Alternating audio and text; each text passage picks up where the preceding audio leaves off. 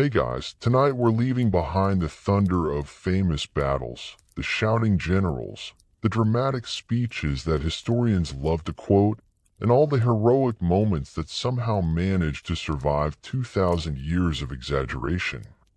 Instead, we're walking into a forest. Not exactly the kind of opening that usually wins awards for excitement. There are no charging armies here. No flaming cities. No emperors dramatically pointing toward the horizon while orchestral music swells in the background. Just trees. Thousands of them.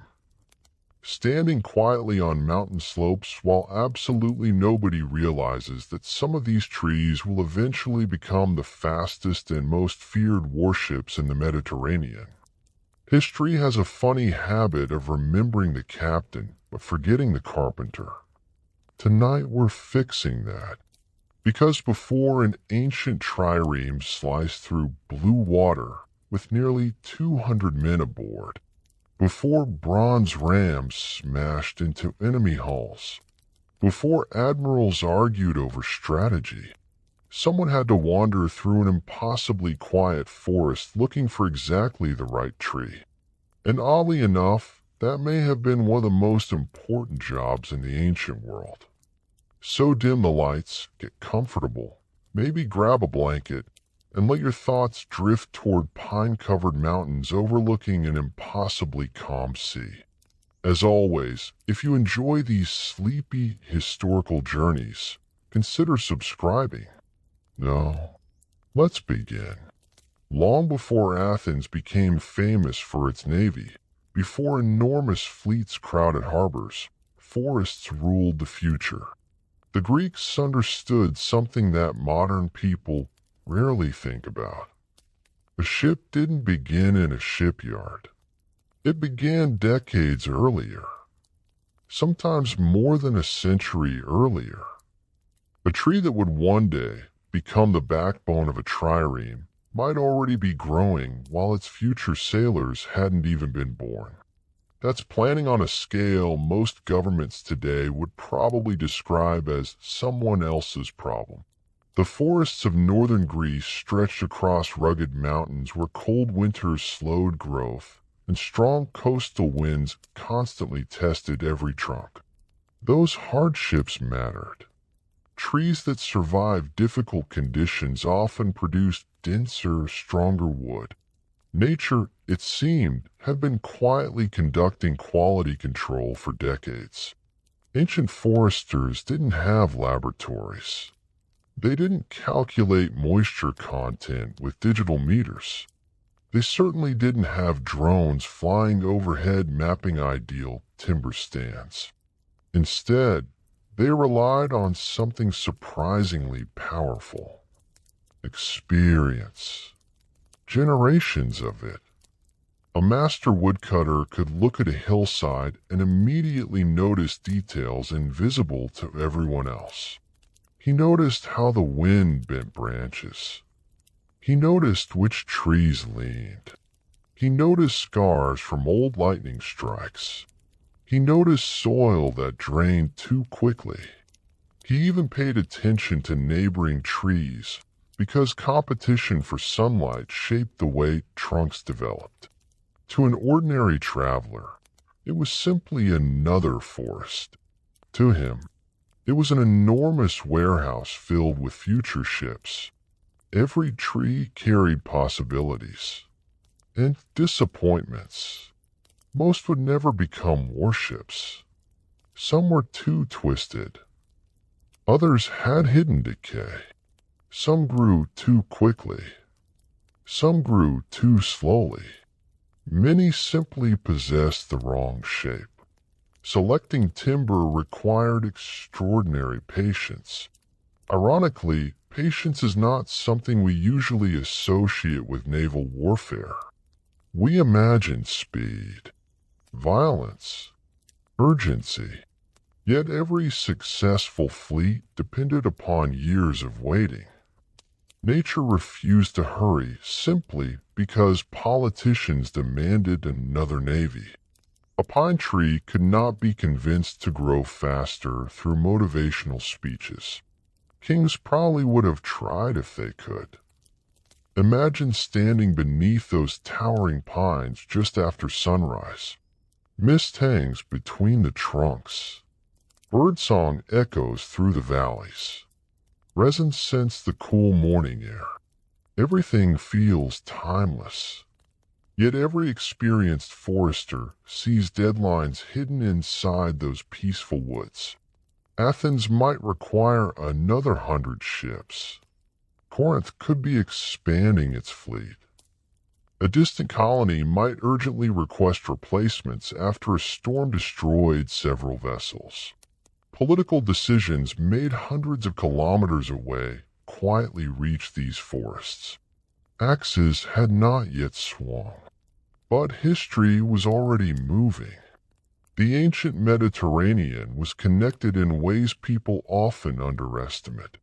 Ideas traveled, merchants traveled, news traveled, and eventually, logs traveled. Entire regional economies quietly revolved around supplying timber suitable for naval construction. The forests themselves became strategic resources. Control the forests, and you influenced who could build ships. Control the ships, and suddenly entire coastlines listened very carefully whenever you spoke. Wood became power. Not glamorous power. Not the sort immortalized in marble statues, but practical power. The kind that actually changes history. Different parts of the ship demanded different woods. This wasn't random. Every piece had its own personality. The keel needed remarkable strength. Frames required flexibility. Oars demanded lightness without weakness. Masts balanced durability with manageable weight. One giant tree rarely supplied everything. Instead, dozens, sometimes hundreds, of carefully selected trees contributed to a single vessel. Every choice mattered. One poorly chosen beam could introduce weaknesses that only appeared years later during rough seas. Imagine discovering your construction mistake while surrounded by enemy ships. That would qualify as what historians politely describe as less than ideal. The Greeks understood wood better than many people realize. Not through chemistry, not through microscopes, but through relentless observation. They noticed how it behaved after years of exposure to salt water.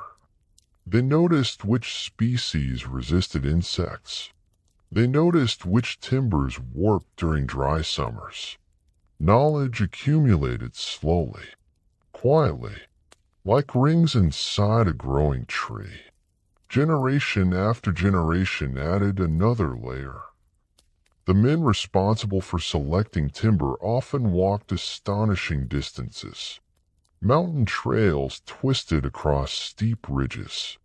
Weather changed without warning. Food had to be carried. Tools had to survive constant use. It wasn't glamorous work. Nobody composed epic poems celebrating a particularly successful inspection of straight pine trunks. Perhaps they should have. Civilizations often celebrate dramatic victories while quietly ignoring the thousands of ordinary decisions that made those victories possible. History is funny that way. Ask someone to name an ancient admiral. Some might manage one or two. Ask them to name a famous timber selector. Silence. Complete silence. Which is unfortunate. Because if the timber selector failed, the admiral never got his ship. Not every tree grew naturally into the perfect shape. Sometimes foresters deliberately searched for unusual curves. branches splitting at just the right angle, roots bending around rocky slopes. Natural curves proved invaluable for certain structural components. Instead of forcing straight wood into awkward positions, shipbuilders often preferred timber that had already grown into the required form. Nature had done the difficult engineering. Humans simply recognized it. There's something oddly beautiful about that partnership. Trees shaped by decades of wind eventually became ships shaped by human ambition. Neither worked alone. The forests themselves weren't silent workplaces. Axes rang against bark. Voices echoed between hillsides. Oxen strained under impossible loads. Birds scattered. Fresh resin filled the air. Every fallen tree represented years of planning suddenly becoming reality. But cutting the tree was only the beginning. The truly difficult journey had barely started. Because a 70-foot pine lying on a mountain slope wasn't useful yet. It still had to reach the coast. And mountains are famously uncooperative when asked to transport enormous logs downhill, the long journey down a mountain. The tree is finally down. Not with the dramatic crash that movies usually prefer, where birds explode into the sky and everyone wipes sweat from their brows while triumphant music plays. Reality was rather less theatrical, more careful, more exhausting, and considerably more full of splinters. Once the great pine or fir had settled onto the forest floor, the work had only just begun. In many ways, choosing the tree had been the easy part. Now came the challenge that kept experienced foresters awake at night. How do you move something that weighs several tons through mountains that seem personally offended by the idea? Ancient engineers did not possess diesel trucks. No cranes. No hydraulic winches. No convenient paved roads. Instead, they relied upon muscles, ropes, wooden sledges, gravity, and an astonishing willingness to solve impossible problems before breakfast. There is something wonderfully human about that. Every civilization eventually reaches a point where someone looks at an enormous object and confidently says, "We can move that." Everyone else sighs. Then they spend the next several weeks proving that confidence was only slightly misplaced. The first task involved removing the branches. Not simply hacking them away as quickly as possible, but trimming them carefully to avoid damaging the valuable trunk beneath. Every unnecessary cut represented wasted material.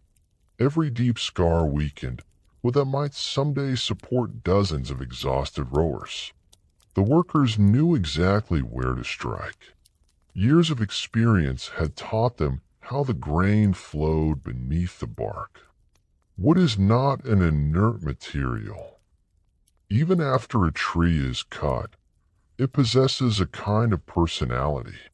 It bends differently depending upon where it grew. It cracks along predictable lines. It stores tension built over decades. Ignore those hidden forces, and the timber might split without warning. Respect them, and the tree continues cooperating long after its life is ended. It is strangely poetic. The tree spends perhaps 100 years resisting mountain winds, only to spend another 20 years carrying sailors across restless seas. Its purpose changes. Its strength remains. Once the branches had been removed, the trunk was examined again. You might think this would be unnecessary. After all, hadn't they already chosen the tree? Yes, but appearances can be deceptive. Ancient foresters understood that defects often remained hidden beneath the bark. rot, insect damage, unexpected knots, lightning scars concealed beneath healthy-looking wood. A disappointing discovery at this stage meant difficult decisions. Should the trunk still be transported? Could damaged sections be cut away? Would another tree need replacing? Nobody enjoyed finding out that months of planning had just become expensive firewood. Well, perhaps the fire appreciated it. Everyone else certainly did not. The bark itself was sometimes removed before transport. Not always. Practices varied depending upon the destination, the season, and the type of wood involved. Removing bark reduced moisture retention. It discouraged insects from making themselves unexpectedly comfortable. It also made inspection easier. Fresh timber revealed beautiful patterns beneath its rough outer layer. Golden sapwood, darker hardwood, growth rings recording every favorable spring and every difficult winter. Modern scientists can read those rings almost like a diary. Ancient craftsmen lacked microscopes, but they read them all the same.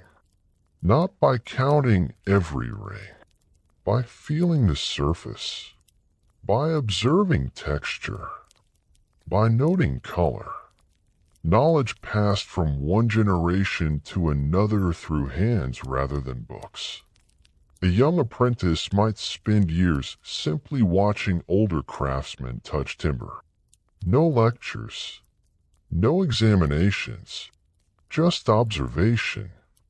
Eventually, his own hands learned the language of wood.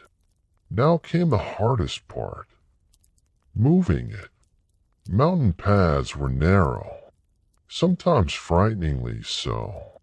One careless moment could send an enormous log crashing into ravines below. Recovering it might prove impossible. Recovering the workers, even less likely. The simplest solution often involved wooden sledges.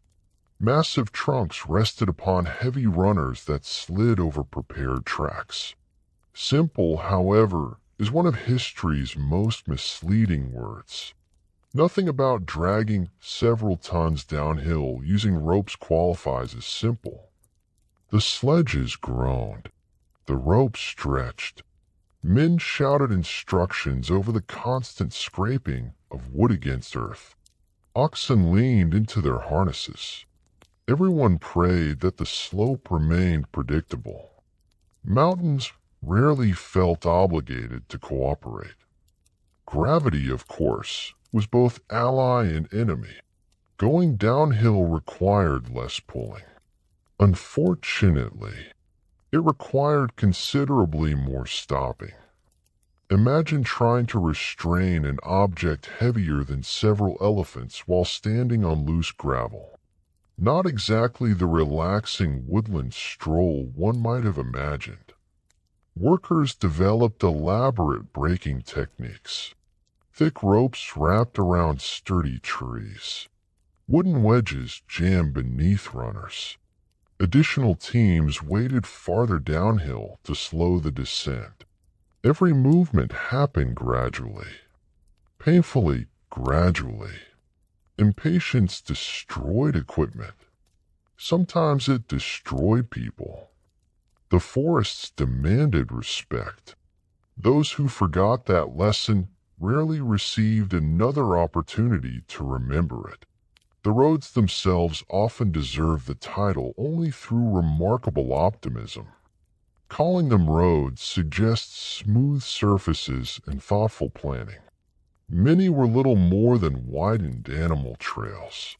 Roots crossed the path. Stones protruded unexpectedly. Seasonal rains transformed firm ground into sticky mud. During dry summers, dust coated everything.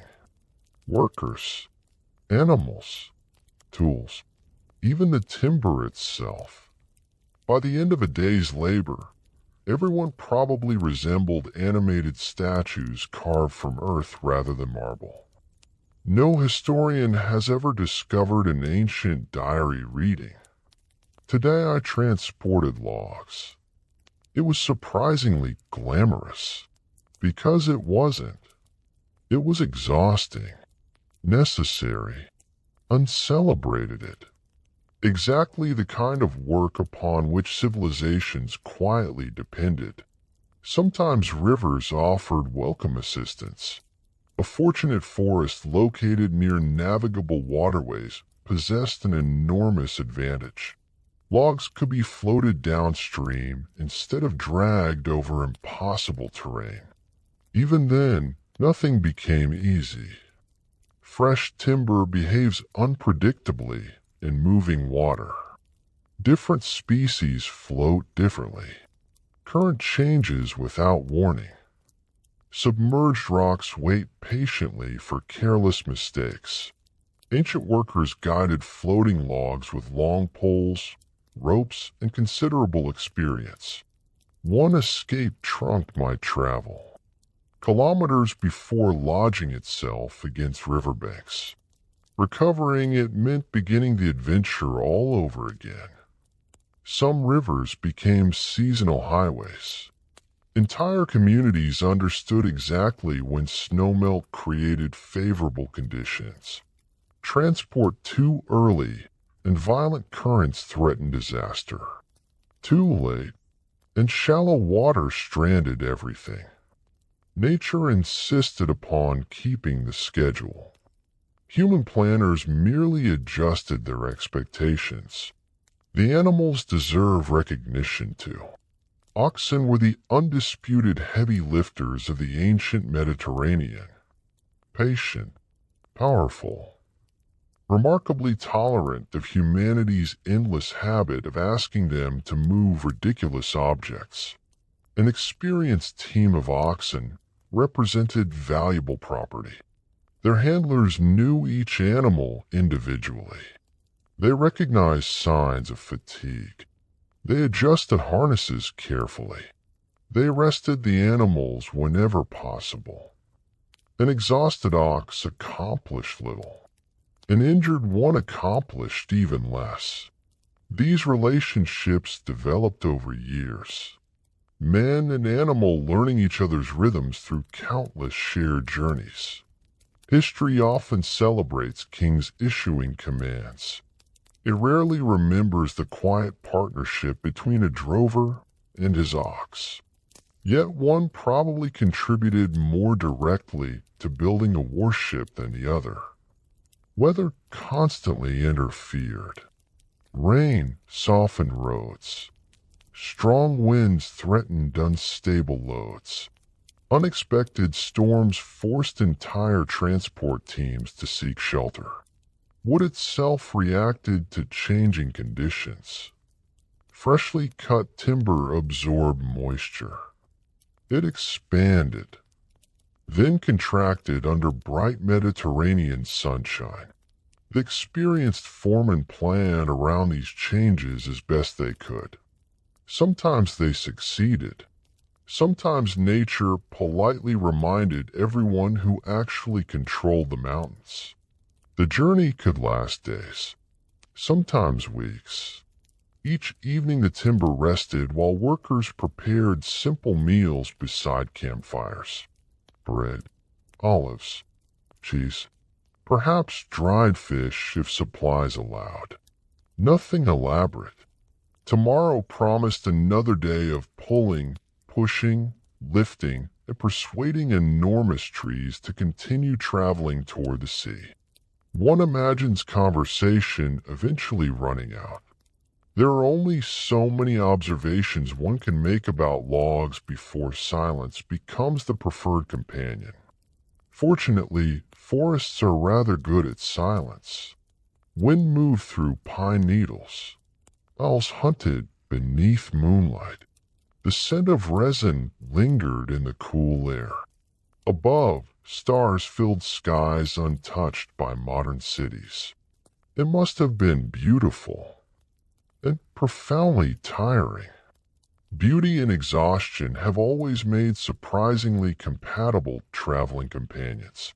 Eventually, after countless careful miles, the mountains began giving way to gentler country. The scent of salt drifted inland. The air grew warmer. The sound of distant waves replaced rushing streams. Ahead waited harbors buzzing with craftsmen, merchants, sailors, and shipbuilders eager to transform quiet forest giants into sleek instruments of naval power. The tree's journey through wilderness had ended. Its transformation was only beginning. Because in the shipyards, every cut would become more precise, every measurement more important, and every mistake far more expensive. Where the forest met the sea. By the time the great logs reached the harbor, they had already lived surprisingly adventurous lives. They had survived decades of mountain storms. They had been selected by experienced foresters with remarkably picky standards, dragged over rocky paths, lowered down impossible slopes, floated along rivers whenever nature felt cooperative. And now, they rested beside the sea. If trees could experience confusion, this would probably have been the moment. For perhaps the first time in a century, these giants stood within sight of the water they were destined to spend the rest of their working lives crossing. The shipyards of the ancient Mediterranean were busy places, though not in the frantic, smoke-filled way many people imagine. There was certainly noise. Axes struck timber with steady rhythm. Mallets echoed across the waterfront. Saws rasped through fragrant wood. Workers called measurements back and forth. Nearby, gulls complained loudly about absolutely everything. Some traditions, it seems, are older than recorded history. Yet beneath all of that activity existed a remarkable sense of order.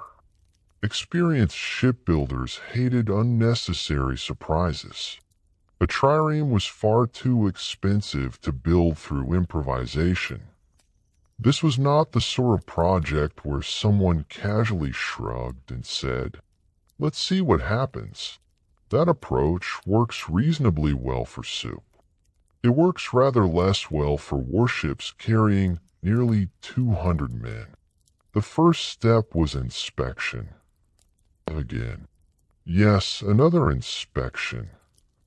Ancient shipwrights were every bit as suspicious as modern engineers. Perhaps more so. They trusted experience, but they also trusted verification. Every trunk. Arriving at the yard was examined carefully. Fresh cracks. Signs of insect damage. Warping caused during transport. Hidden defects missed in the mountains.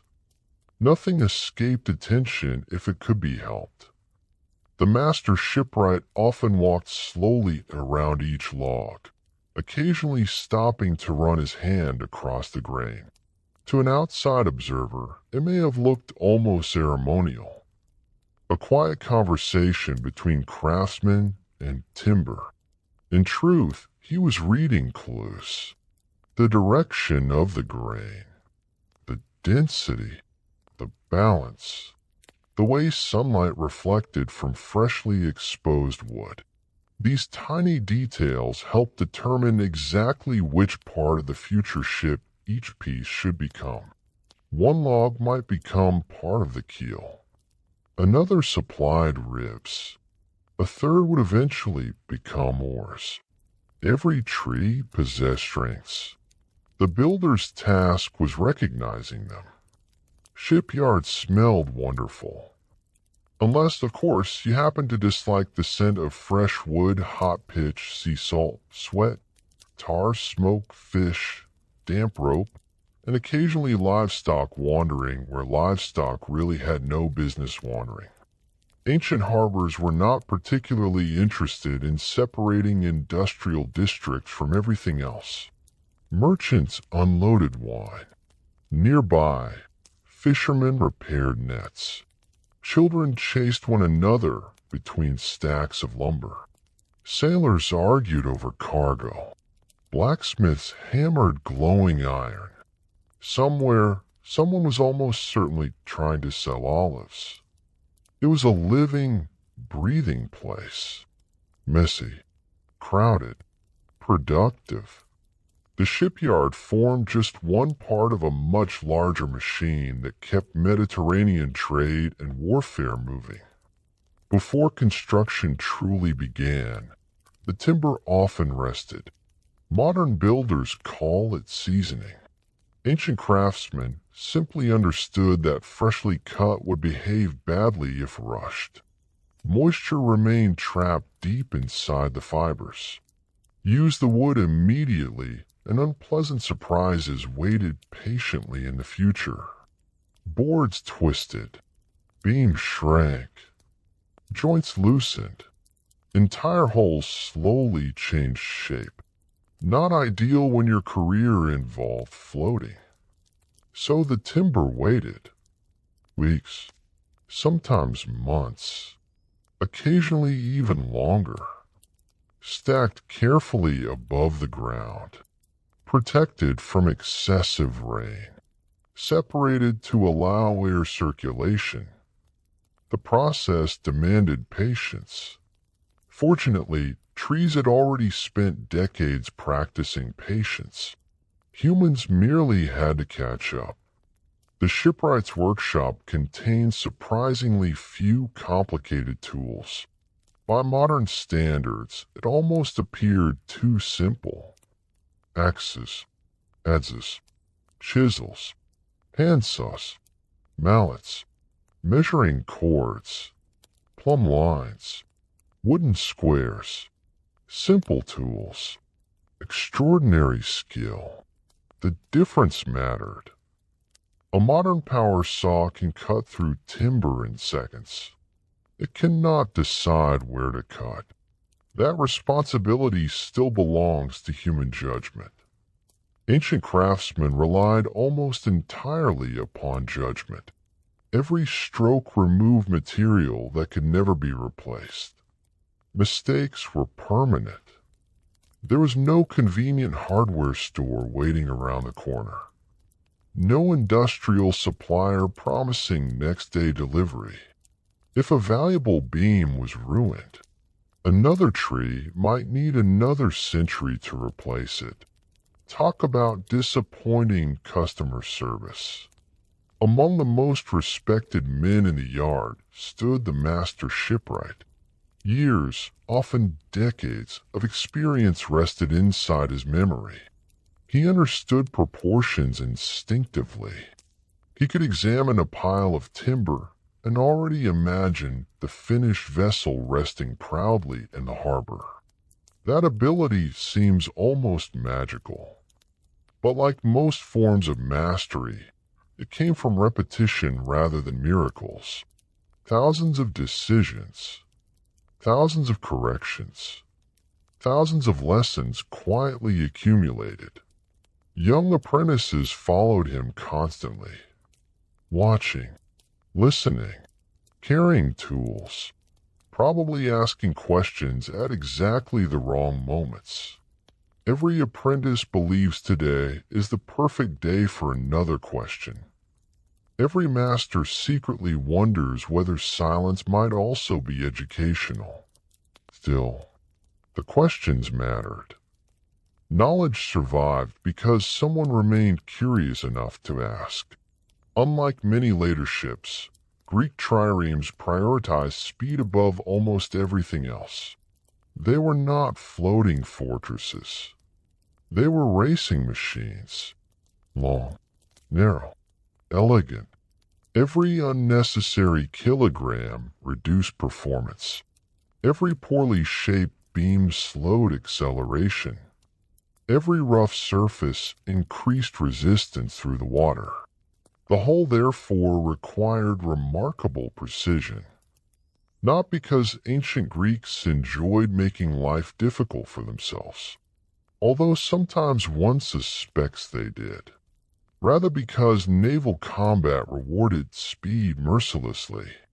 A faster ship chose when to attack. A slower one often discovered events had already chosen for it.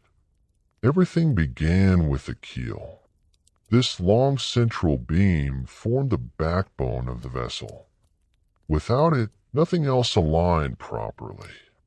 It demanded timber of exceptional quality. Straight, strong, stable.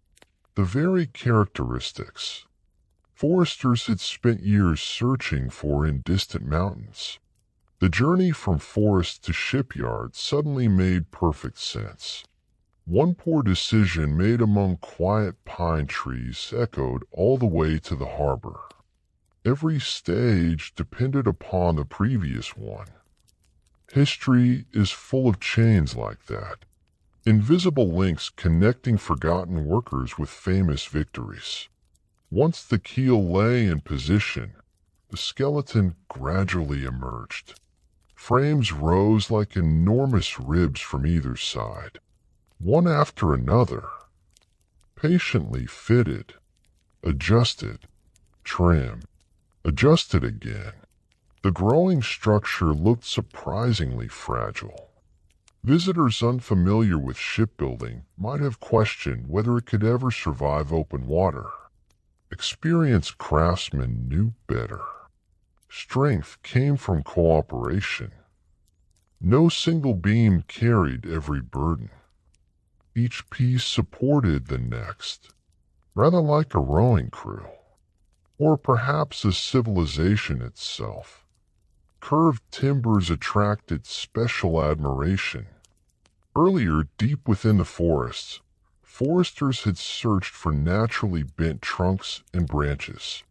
Now their careful choices revealed their value. Instead of forcing straight wood into impossible shapes, builders incorporated curves that nature had already created. Those graceful bends distributed stress more evenly. They resisted cracking. They strengthened the hull. Nature had quietly solved engineering problems long before mathematics explained why. The Greeks noticed, then wisely decided not to argue with successful trees. Every measurement mattered, not because perfection existed. It never does, but because consistency mattered enormously. A hull leaning slightly to one side could behave unpredictably. Weight distributed unevenly affected speed. The placement of rowers depended upon precise dimensions. Even small errors accumulated. One mistake became two. Two became 10. Eventually, the sea delivered its opinion. The sea has always been an exceptionally honest critic. It does not care about excuses. As daylight faded, work slowed. Tools were cleaned. Wood shavings gathered beneath benches. The scent of fresh pine lingered in the cooling evening air. Workers stretched sore backs. Hands roughened by years of labor wrapped around simple suppers of bread, olives, onions, and watered wine. Tomorrow would bring another day of measuring, cutting, fitting, and shaping. The ship still existed mostly in imagination. But with every carefully placed timber, that imagination grew more solid, piece by piece, beam by beam. Until one day, the quiet forest that had once stood upon a distant mountain would glide across the Mediterranean as one of the most sophisticated warships of the ancient world. And almost nobody watching it race through the waves would think about the lonely pine tree where the story had truly begun. Plank by plank, a ship begins to breathe. If you had wandered into an Athenian shipyard at just the right moment, you might have wondered whether everyone had suddenly become obsessed with puzzles. Not the sort with colorful cardboard pieces. Those would have dissolved rather quickly in a harbor. No, these were puzzles made from timber. Hundreds of carefully shaped pieces, each one cut with extraordinary precision. Each one expected to fit its neighbors so well that together they could cross open water while carrying nearly 200 people. That is quite an expectation to place upon a collection of trees. Yet somehow, time after time, the shipwrights managed it. The skeleton of the trireme now stood proudly upon heavy wooden supports. Its graceful ribs curved upward toward the sky like the frame of some enormous sea creature resting comfortably on land. To an experienced builder, it already looked alive. To everyone else, it still resembled an expensive collection of oddly shaped sticks. History often works that way. Great achievements look surprisingly unimpressive halfway through. Now came the planking. This was one of the most demanding stages of construction. Every plank had to follow the gentle curves of the hull without creating weak spots or awkward gaps. Unlike modern shipbuilders who often rely upon steel fasteners, industrial adhesives, and precisely machined lumber, ancient craftsmen depended upon something far more difficult: accuracy. A plank cut too wide refused to fit, too narrow, and water would eventually discover the mistake. The sea possesses remarkable patience. It never rushes. It simply waits. Eventually, it finds every tiny opening. Ancient sailors understood this very well. Their lives depended upon it. The first planks were positioned near the keel. Carefully, almost respectfully, several workers lifted each long board while the master shipwright crouched nearby, studying every angle. Occasionally, he would pause and quietly instruct someone to shave away a little more wood. Not much, just enough. The apprentice might sigh inwardly. He had already shaved away. Wood 3 times. Now he was being asked to do it again. Welcome to ancient craftsmanship. Perfection was not achieved through confidence. It was achieved through endless adjustment. The tools themselves were surprisingly elegant. An adze, with its blade mounted at a right angle to the handle, allowed builders to smooth broad surfaces with astonishing control. The rhythmic sound became the heartbeat of the shipyard. Tap, scrape, tap, scrape, hour after hour, day after day. Entire vessels slowly emerged from that quiet rhythm. Imagine standing nearby with your eyes closed. You might not even need to look. The sounds alone told their own story. Axes shaping rough timber, mallets seating joints, saws whispering through fragrant pine. The occasional shouted warning when someone carried an exceptionally long plank through a crowded workspace, probably followed immediately by someone else replying, I know. Human beings have been saying those exact words for thousands of years. As more planks were added, the hull began to resemble an actual ship rather than an ambitious woodworking project. Its smooth sides stretched gracefully from bow to stern. Light reflected across fresh timber, giving the vessel a warm golden color beneath the Mediterranean sun. For a brief moment, before pitch darkened the surface and years of service weathered it, every trireme possessed a quiet beauty. Not decorated beauty, not luxurious beauty, purposeful beauty. The kind that comes from every line serving a reason. Nothing existed merely for appearance.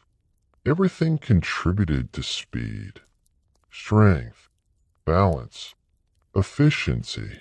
The Greeks admired beauty, but they admired usefulness just as much, perhaps even more.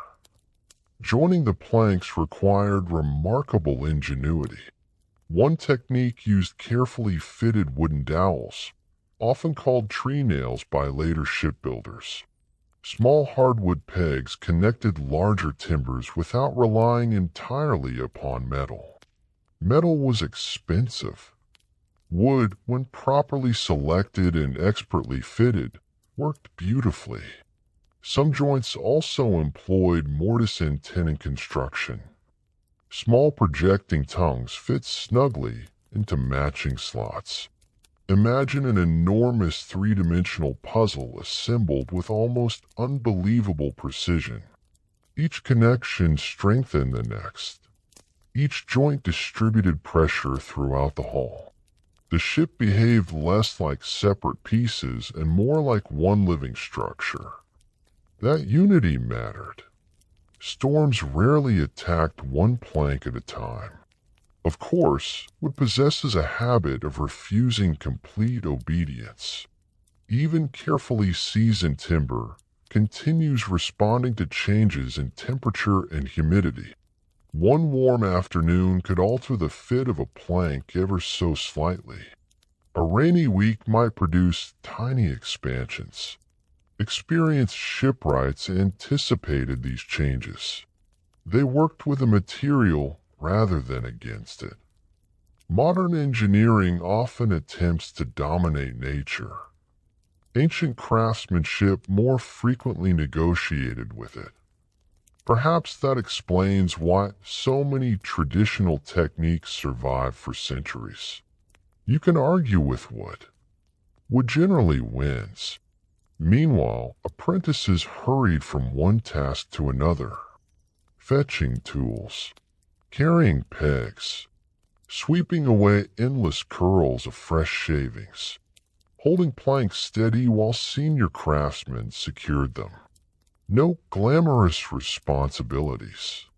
No one applauded the apprentice who remembered where the measuring cord had been left. But every experienced master had once occupied exactly the same position. Every expert begins as someone trying very hard not to embarrass themselves before lunch. Shipbuilding demanded cooperation unlike almost any other craft. A single carpenter could certainly shape a beam.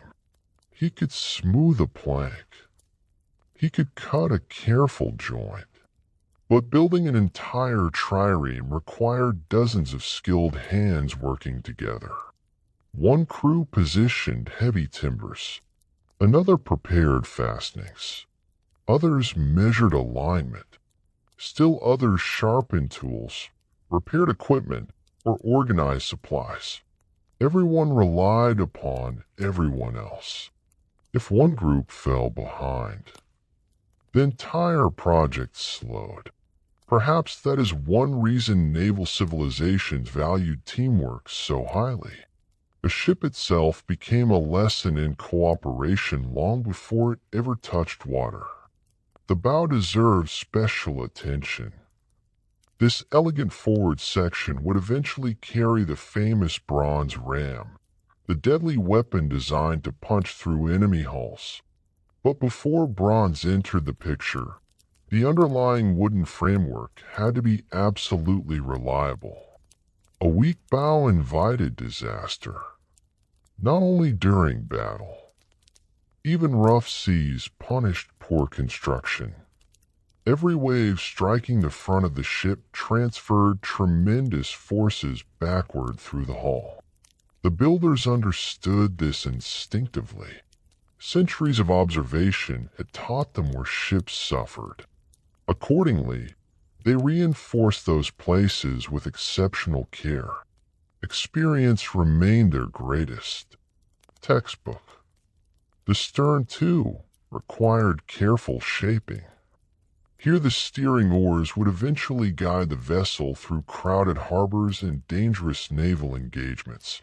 Unlike modern ships equipped with central rudders, Greek triremes relied upon large steering oars mounted near the stern. Their effectiveness depended upon balance. Too much resistance, too little leverage, slight misalignment. Any of these problems could transform elegant maneuvering into an exhausting struggle. Shipwrights thought constantly about movement. How would the vessel turn? Accelerate? Respond to changing ways? Even while resting motionless upon wooden supports, the future ship was already being designed to dance with the sea. As days turned into weeks, the shipyards slowly transformed. The piles of raw timber steadily disappeared. In their place stood graceful hulls nearing completion. Workers passing each morning noticed subtle differences. A new row of planks, a completed bow, another section smoothed and finished. Progress rarely arrived dramatically. Instead, it accumulated quietly, much like history itself. People living through great events seldom realize they are doing so. Only later do others look back and declare, "This changed everything." The shipbuilders, meanwhile, were simply trying to finish before another delivery of timber arrived demanding their attention. By sunset, the day's work came to an end. Golden light spread across the harbor, illuminating rows of unfinished triremes standing side by side. Their curved hulls cast long shadows over the packed earth. Nearby, fishermen returned with modest catches. Merchants closed their warehouses. The smell of evening meals drifted across the waterfront. The constant hammering finally fell silent. Only the gentle sound of waves remained. The unfinished ships waited patiently beneath the fading sky. Not yet ready for the sea. Not yet ready for war. But undeniably becoming something extraordinary. The quiet forest that had once covered distant mountains now stood transformed into elegant wooden forms, each one carrying within it decades of careful growth and months of patient craftsmanship. Keeping the sea on the outside. There is an old truth that every sailor eventually learns. The ocean is perfectly happy to come aboard. In fact, it spends every waking moment trying. A ship, no matter how beautifully built, exists in a constant negotiation with the sea. One side insists on remaining afloat. The other quietly suggests that everything should sink instead. Fortunately for the Greeks, they became exceptionally good negotiators. By now, the hull of the trireme stood complete. Its graceful lines stretched from bow to stern. The ribs disappeared beneath smooth planking. The keel rested confidently upon its supports. From a distance, an impatient observer might have declared the ship finished. An experienced shipwright would have smiled politely. Then he would have pointed towards several months of work still waiting. Because a wooden hull by itself is surprisingly poor at keeping water where it belongs. Wood expands. Wood contracts. Tiny gaps appear. Fibers shift with changing weather. No matter how carefully the planks have been fitted, they still required something more. Something flexible. Something stubborn. Something capable of convincing the Mediterranean to remain politely outside. The first task involved inspecting every seam. Again. Yes, yet another inspection. At this point, you may begin to suspect that ancient shipbuilding consisted mostly of experienced men staring thoughtfully at pieces of wood. That suspicion would not be entirely wrong. Every seam between neighboring planks received careful attention. Workers crouched low, running fingertips along narrow gaps. They searched for places where light appeared, places where one plank failed to meet another perfectly, places that looked harmless on land but would become troublesome once waves began pressing against the hull. The smallest opening could eventually admit thousands of liters of water over a long voyage. The sea rarely attacked dramatically. It preferred persistence. A tiny leak today, a slightly larger leak tomorrow. Eventually, a very unpleasant afternoon. To seal those seams, craftsmen relied upon materials gathered from the natural world. Plant fibers, flax, sometimes linen, occasionally soft moss in certain regions. These materials were carefully packed into the narrow spaces between planks, not stuffed carelessly, placed deliberately, using specialized tools resembling blunt chisels. The process demanded patience. Too little material left gaps. Too much forced the planks apart. Neither outcome inspired confidence. One imagines apprentices hearing the same instruction countless times. Gently. No, more gently. Not that gently. Some lessons never change.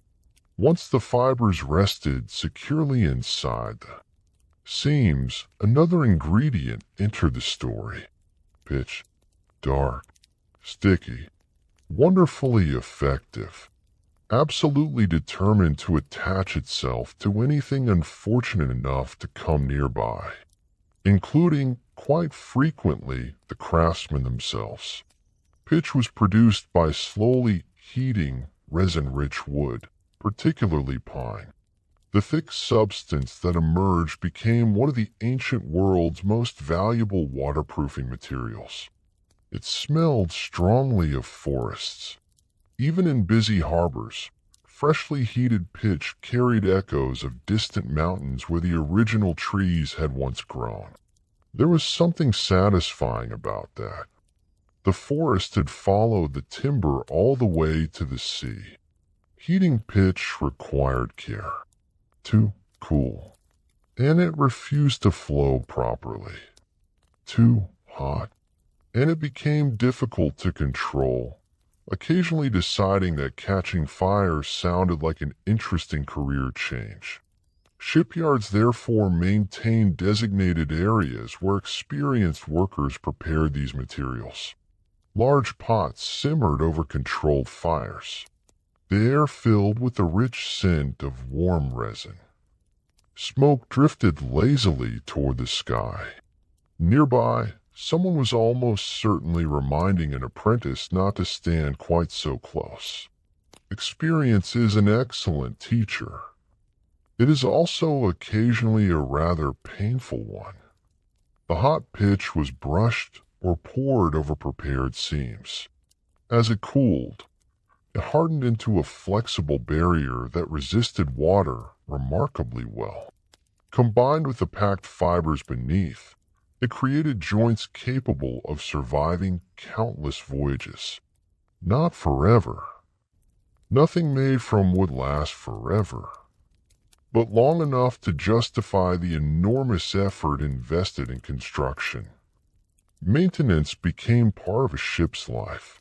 The trireme was never truly finished. It was simply ready for its next inspection.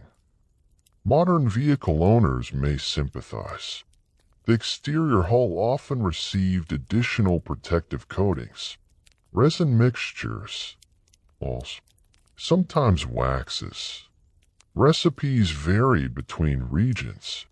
Master shipwrights guarded their preferred mixtures with quiet pride, perhaps not quite as secretively as later medieval craftsmen, but certainly enough that rivals paid attention. Every harbor possessed experienced builders convinced that their method produced the fastest ships. Curiously, every neighboring harbor believed exactly the same thing. Professional confidence has ancient roots.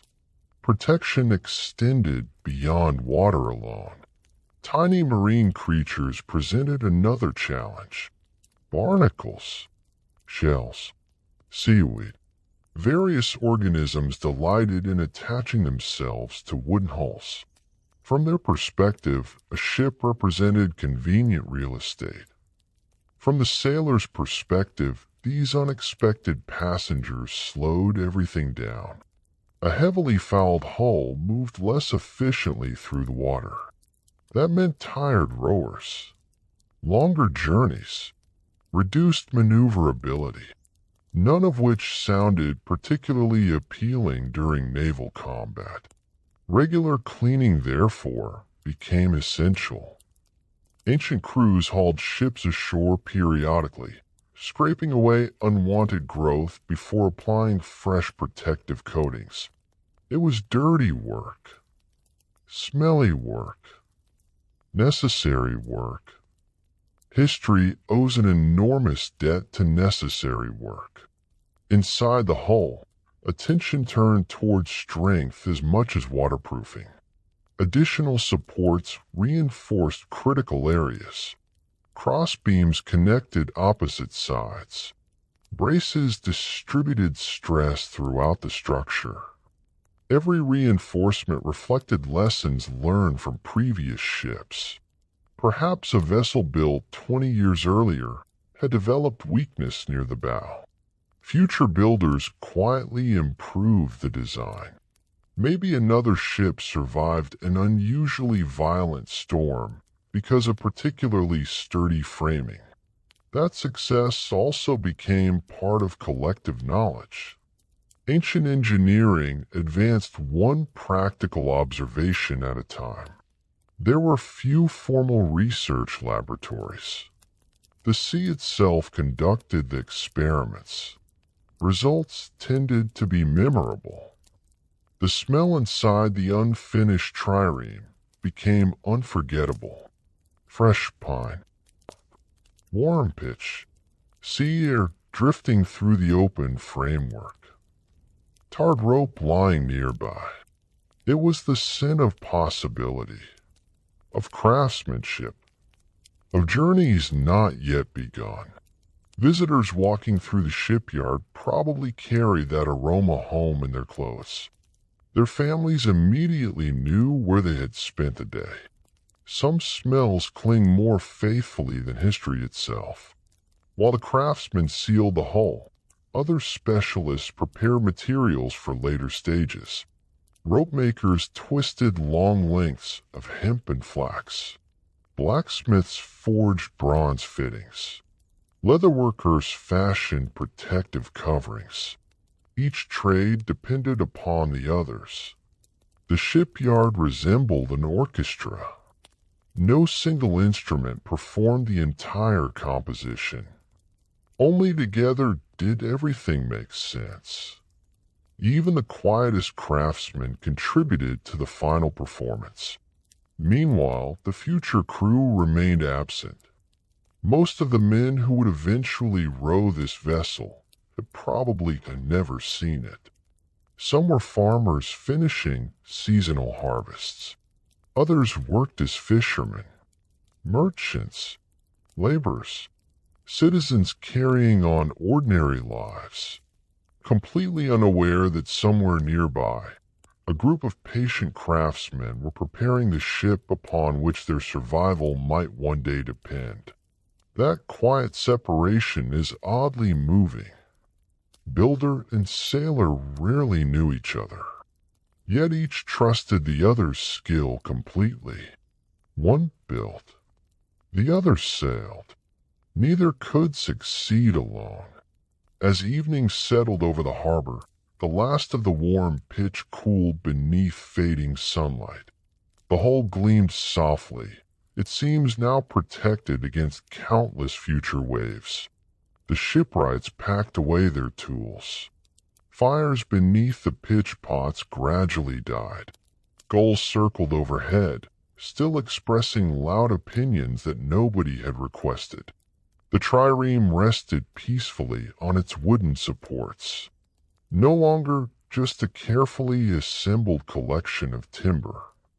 Now it had become something capable of challenging the sea itself. Not yet complete. Far from it. But every sealed seam represented another promise that the forests of northern Greece had not been cut down in vain, building a home for 170 rowers. If you think fitting your luggage into the overhead compartment on an airplane requires careful planning, try fitting 170 rowers into a wooden ship that needs to be both incredibly fast and remarkably stable. Suddenly, that slightly overstuffed suitcase doesn't seem quite so unreasonable. By now, the hull of the trireme looked magnificent. Its seams had been sealed. Its graceful curves caught the Mediterranean sunlight. The scent of fresh pitch still lingered in the warm coastal air. To someone standing on the dock, it already resembled a completed vessel.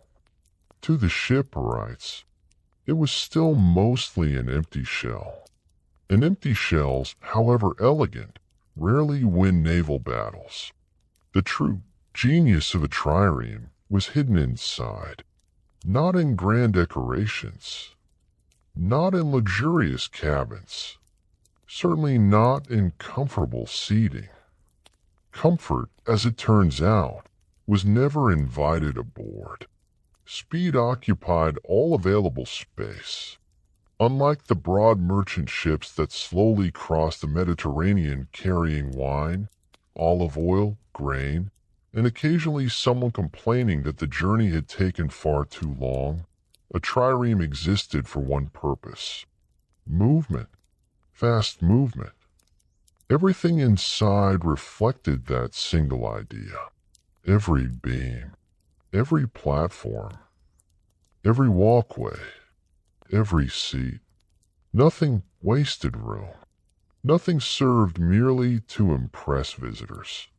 In fact, anyone expecting luxury would probably have stepped aboard, looked around in mild disappointment, and quietly asked, "So, where does everyone sleep?" The answer: mostly, they didn't. At least not aboard for extended periods. Greek triremes were designed for relatively short missions close to friendly coastlines whenever possible.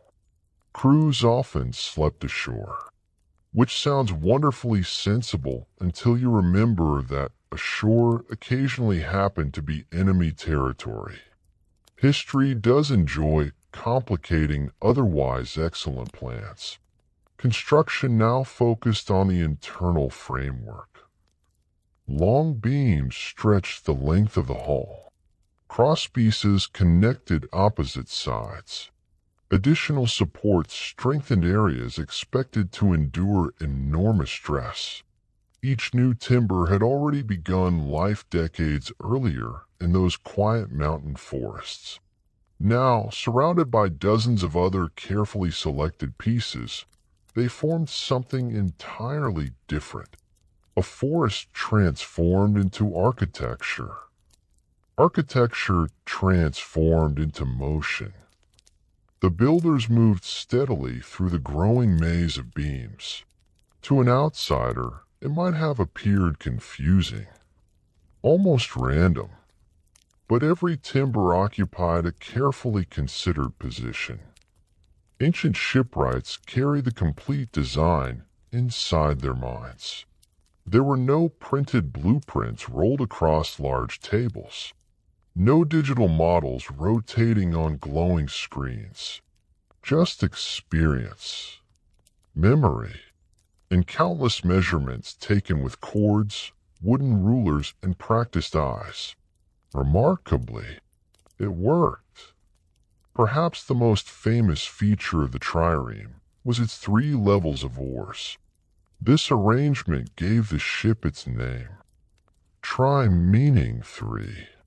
Simple enough. Actually building those 3 levels, however, was anything but simple.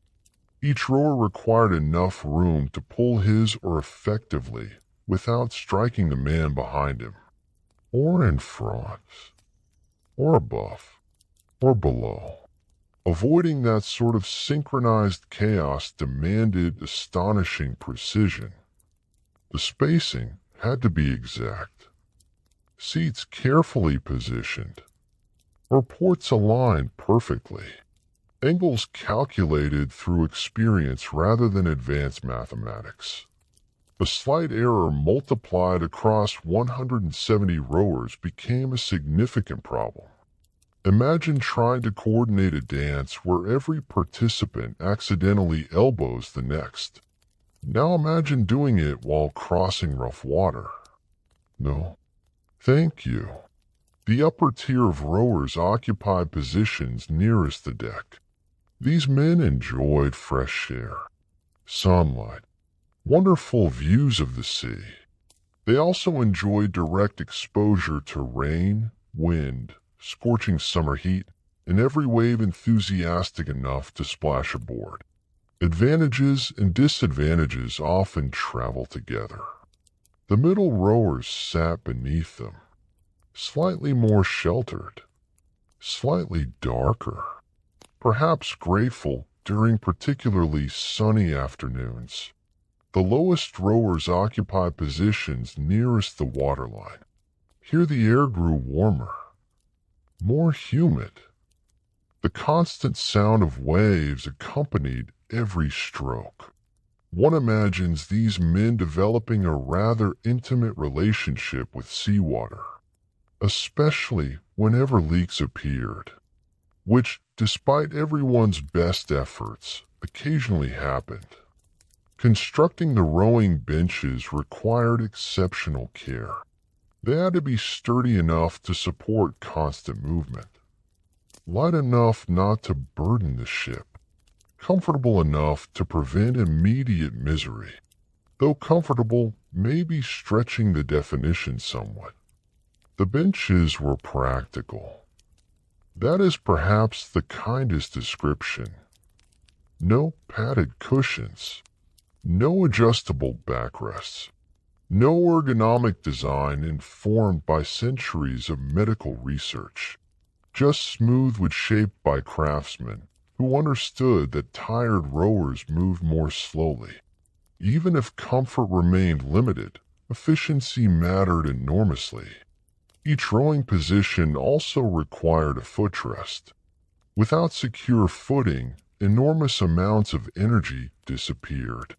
Rowing depends as much upon the legs as the arms. Ancient Greeks understood this instinctively. Power began at the feet, moved through the body, ended in oar. Everything needed to align smoothly. Watching experienced crew row together must have resembled observing one enormous living creature. 170 individuals. One rhythm, one purpose, one heartbeat. Shipbuilders designed every internal feature to make that remarkable unity possible.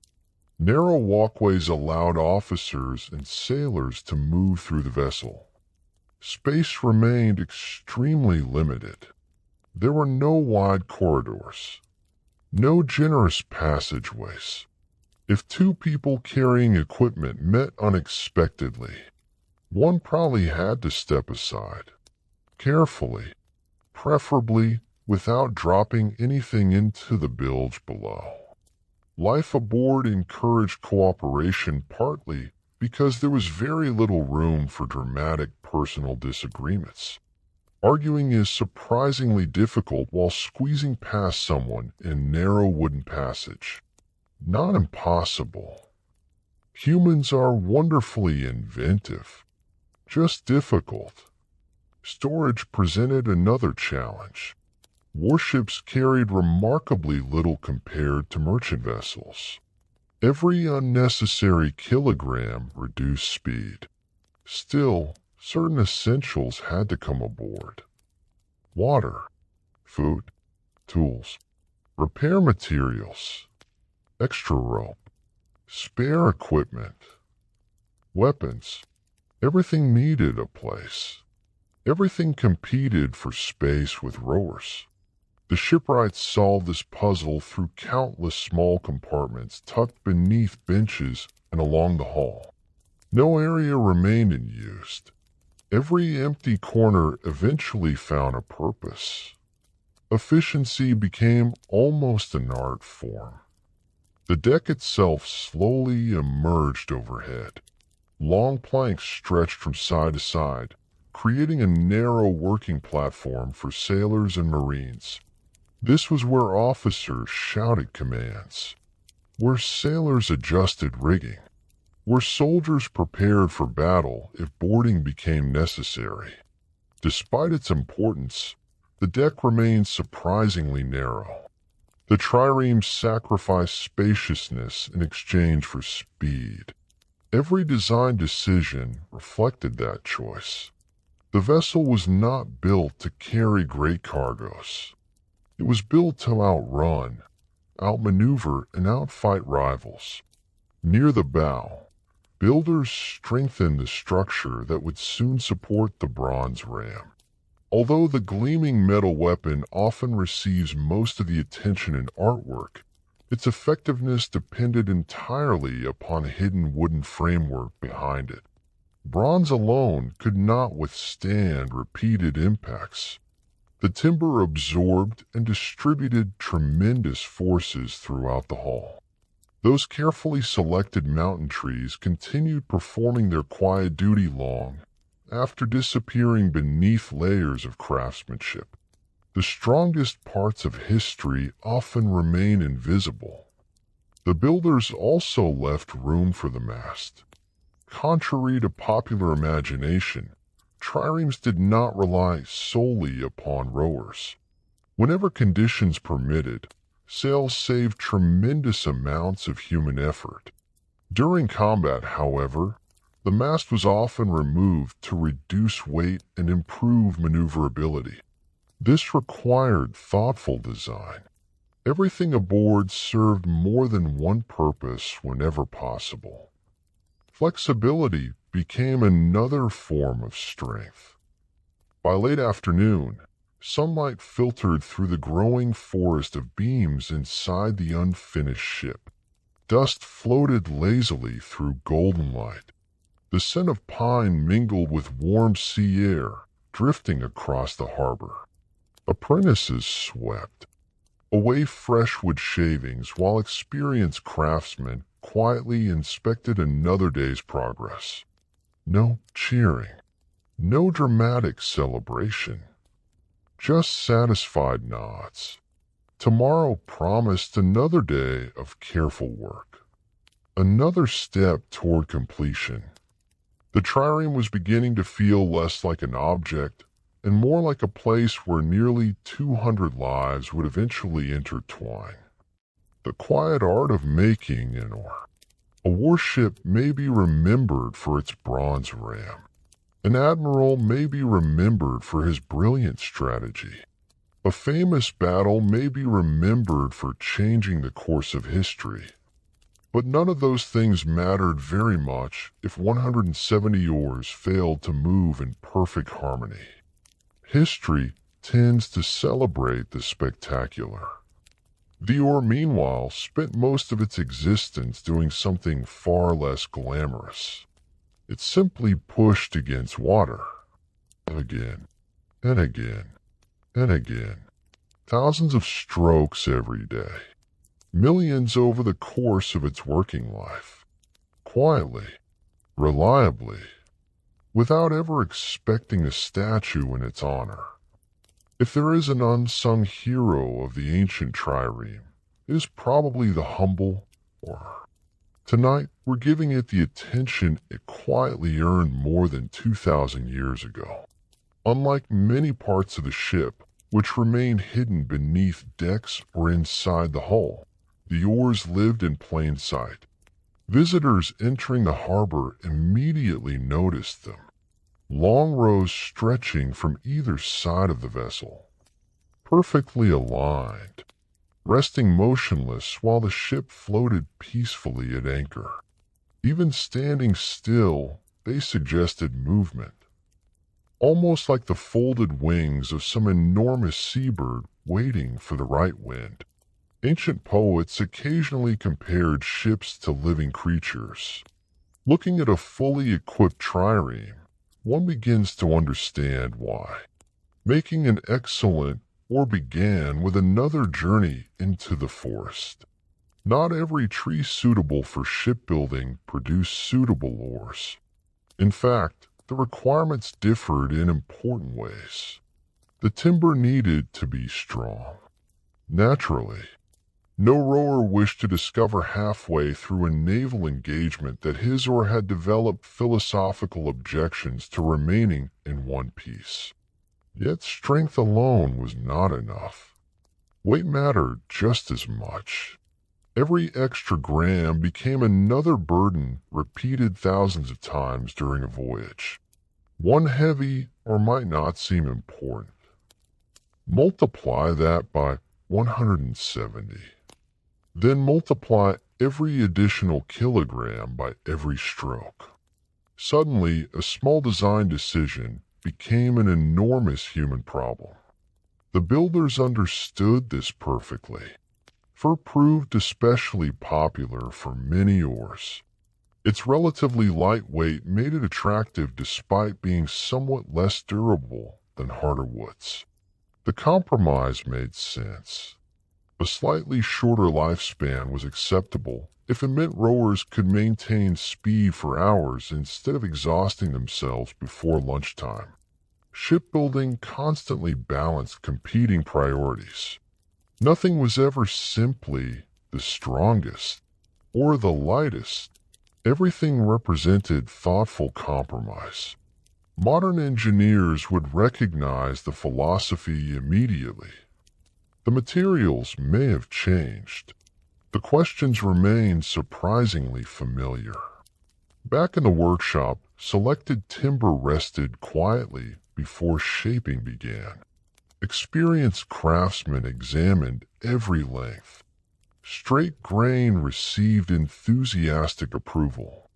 Twisted grain received rather less.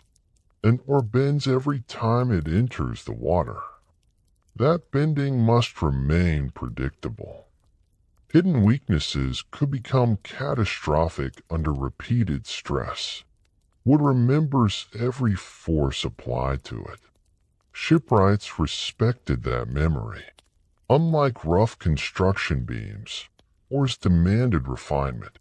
Their surfaces had to feel smooth beneath hard-working hands. Sharp edges invited blisters. Rough grain encouraged splinters. Neither outcome inspired confidence among men expected to row for hours beneath the Mediterranean sun.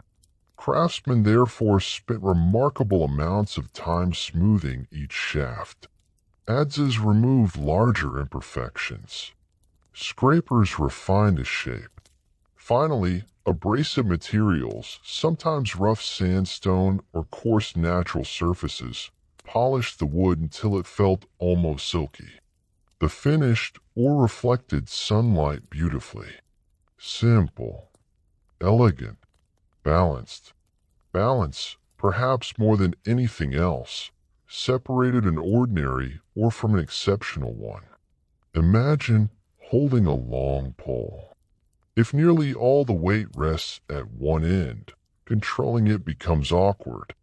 Now imagine repeating that movement several thousand times. Your shoulders would likely file an official complaint before sunset. Ancient craftsmen understood leverage instinctively. The blade needed enough mass to bite effectively into the water. The handle needed to remain comfortable. The entire tool had to pivot naturally around its oarlock. Every fraction of weight mattered.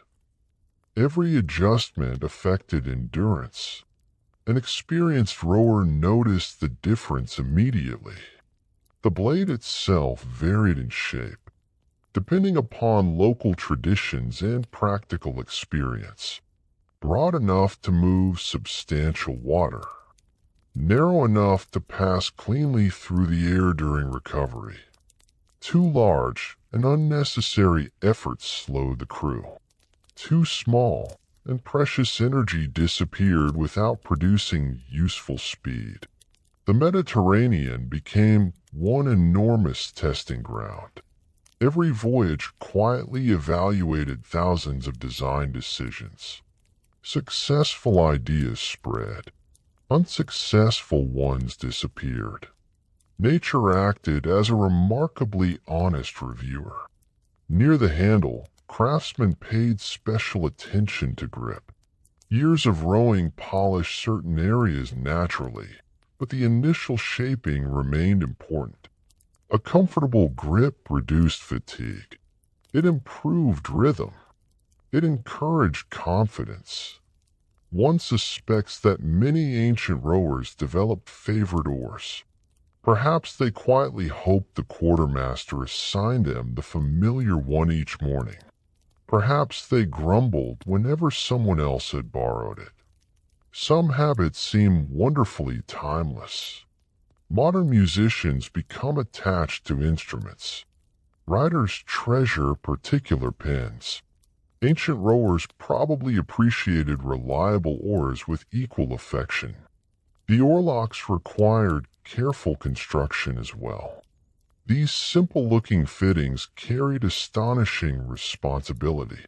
Every rowing stroke transferred force through them into the hull. Too loose, the oar rattled wastefully. Too tight, movement became awkward. Leather sometimes wrapped contact surfaces, reducing wear while softening the constant friction. Without such protection, wood rubbing against would gradually destroy both. Ancient craftsmen understood maintenance because they understood inevitability. Everything wears. Everything ages. The goal was not permanence. The goal was graceful endurance. One by one, finished oars accumulated beside the growing trireme. Dozens became scores. Scores eventually became 170. Laid side by side, they formed a quiet reminder of just how many individuals powered a single vessel. Modern engines fit neatly beneath metal covers. Ancient engines ate bread, drank water, complained about sore muscles, and occasionally wished someone else would row for a while. Human power required human planning. The ship itself existed almost entirely to organize that extraordinary effort. Before the oars were finally issued, each one underwent inspection. Yes, another inspection. By now, this should hardly come as a surprise. Shipbuilding rewarded caution.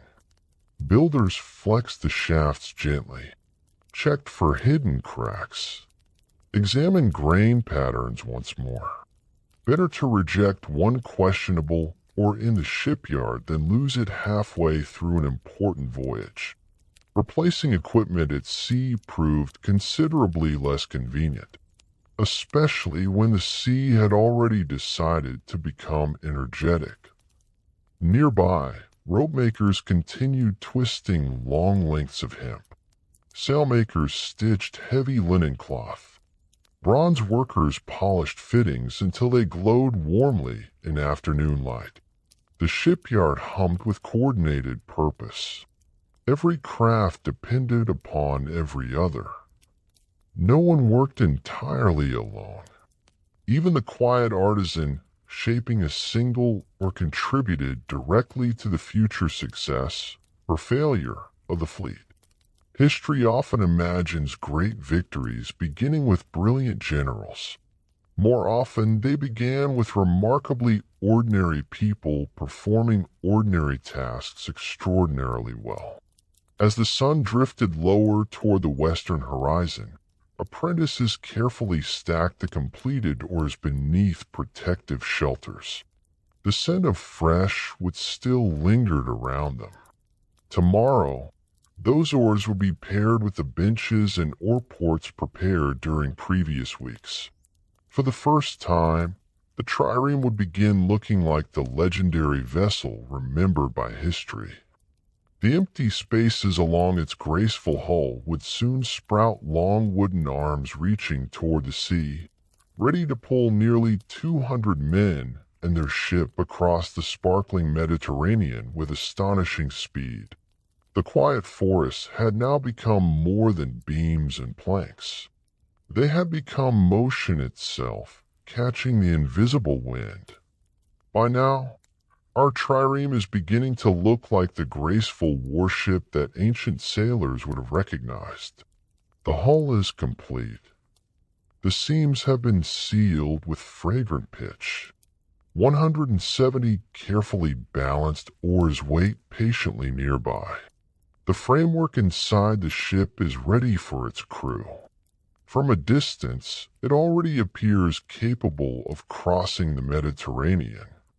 But there is still one ancient ally waiting quietly overhead: the wind. Unlike timber, it cannot be selected. Unlike bronze, it cannot be forged. Unlike rope, it cannot be twisted into shape. It arrives when it pleases, changes its mind without warning, disappears at the most inconvenient moments, and occasionally becomes so enthusiastic that everyone aboard begins reconsidering their career choices. The Greeks respected the wind, not because they believed it was always kind.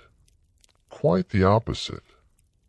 Anything capable of carrying a fleet hundreds of miles, or smashing it against rocky cliffs, deserved a healthy amount of respect. Although triremes are famous for their rows of oars, they were never intended to rely on human muscle alone. That would have been terribly inefficient. If the wind offered free transportation, sensible sailors accepted the invitation. The mast and sail, therefore, became essential companions to the rowers. During long journeys, especially in peaceful conditions, sails spared exhausted crews from endless hours of pulling against the sea. The rowers rested. The ship continued moving. Everyone appreciated the arrangement. Well, everyone except perhaps the wind, which received very little gratitude despite doing much of the work. Selecting timber for the mast required another careful visit to the forests. A mast demanded qualities different from those of the keel or ribs. It needed exceptional straightness. A slight bend might seem insignificant while lying on the ground.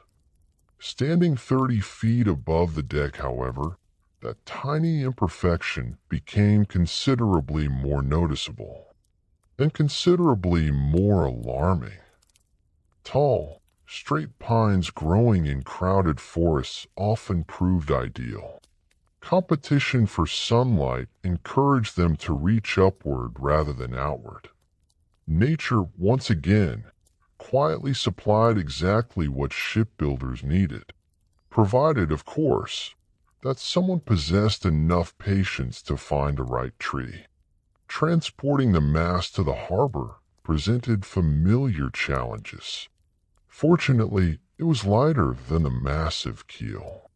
Unfortunately, it was also much longer. A beam stretching across narrow mountain paths developed an irritating habit of striking every obstacle imaginable. Trees, rocks, other workers, occasionally someone's dignity. Moving long timber requires teamwork. One person at the front, another at the rear, several more walking alongside, all attempting to coordinate without accidentally turning the entire operation into an elaborate comedy. Ancient laborers undoubtedly became very skilled at politely asking people to step out of the way. Back in the shipyard, craftsmen shaped the mast with extraordinary care. Unlike many structural beams hidden within the hull, the mast stood proudly in full view. Every sailor aboard trusted it. Every gust of wind tested it. Every voyage depended upon its reliability. The builders gradually removed bark, smoothed the surface, and inspected every inch for hidden flaws. Knots received particular attention. Some strengthened the timber. Others threatened weakness. Knowing the difference required years of experience. Would never volunteer the answer. It expected humans to earn it. The base of the mast required remarkable precision. It rested inside a specially constructed mast step deep within the hull. This connection transferred tremendous forces throughout the ship. A strong wind pushing against the sail could exert astonishing pressure. The mast had to remain secure without preventing necessary movement. Ships flex. Wood bends. The sea refuses to remain perfectly calm simply because engineers prefer predictable conditions. Ancient builders understood this instinctively. Their solutions embraced flexibility rather than resisting it. Then came the sail. Unlike the timber, which had spent decades growing quietly in mountain forests, the sail began life in fields of flax. Long before becoming cloth, delicate blue flowers had swayed gently beneath Mediterranean sunshine.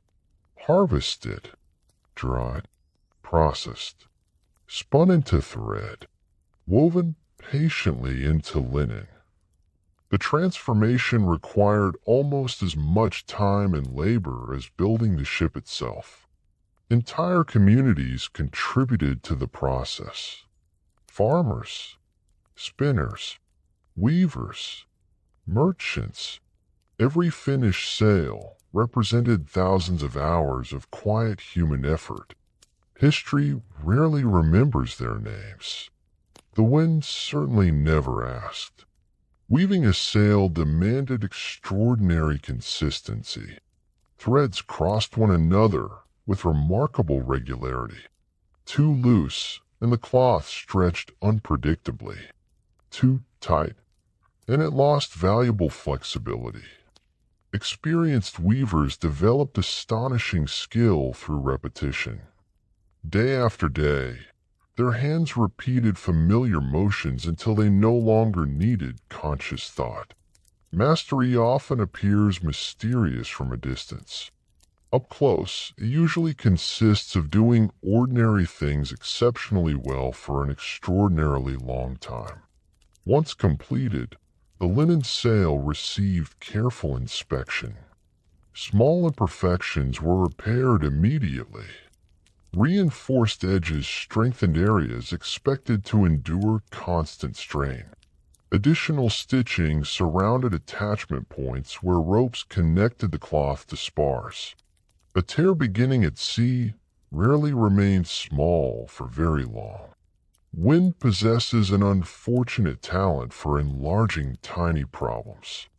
The sailors, therefore, preferred solving them before leaving harbor. A surprisingly sensible policy. The ropes deserved admiration as well. Made primarily from hemp or flax fibers, they appear deceptively simple.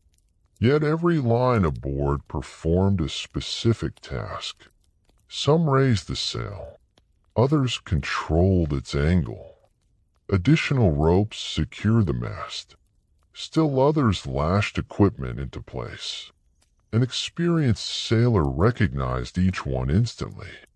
To an inexperienced visitor, however, it probably resembled a determined conspiracy of tangled string. Ancient rigging possessed its own quiet logic. One learned it slowly. Usually while someone older and considerably less patient explained why the wrong rope had just been pulled.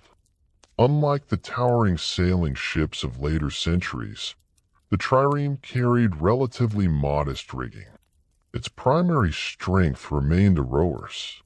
The sail supplemented human power rather than replacing it. This simplicity offered advantages. The mast could be lowered when necessary, especially before battle.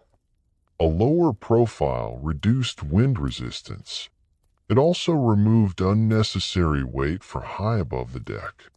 Naval commanders preferred stability during combat.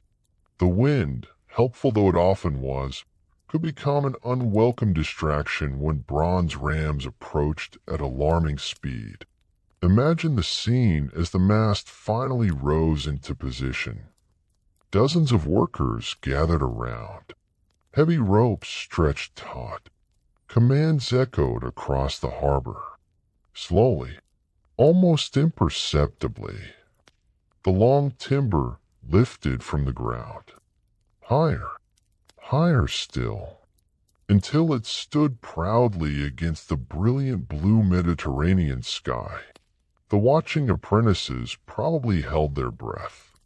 The master shipwright merely watched quietly, confident, not because accidents never happened, but because years of careful preparation usually rewarded patience.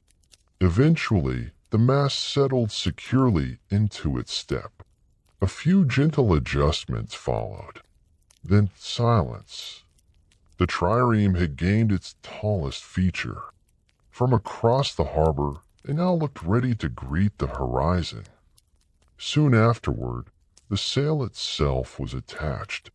For the first time, a light afternoon breeze caught the linen.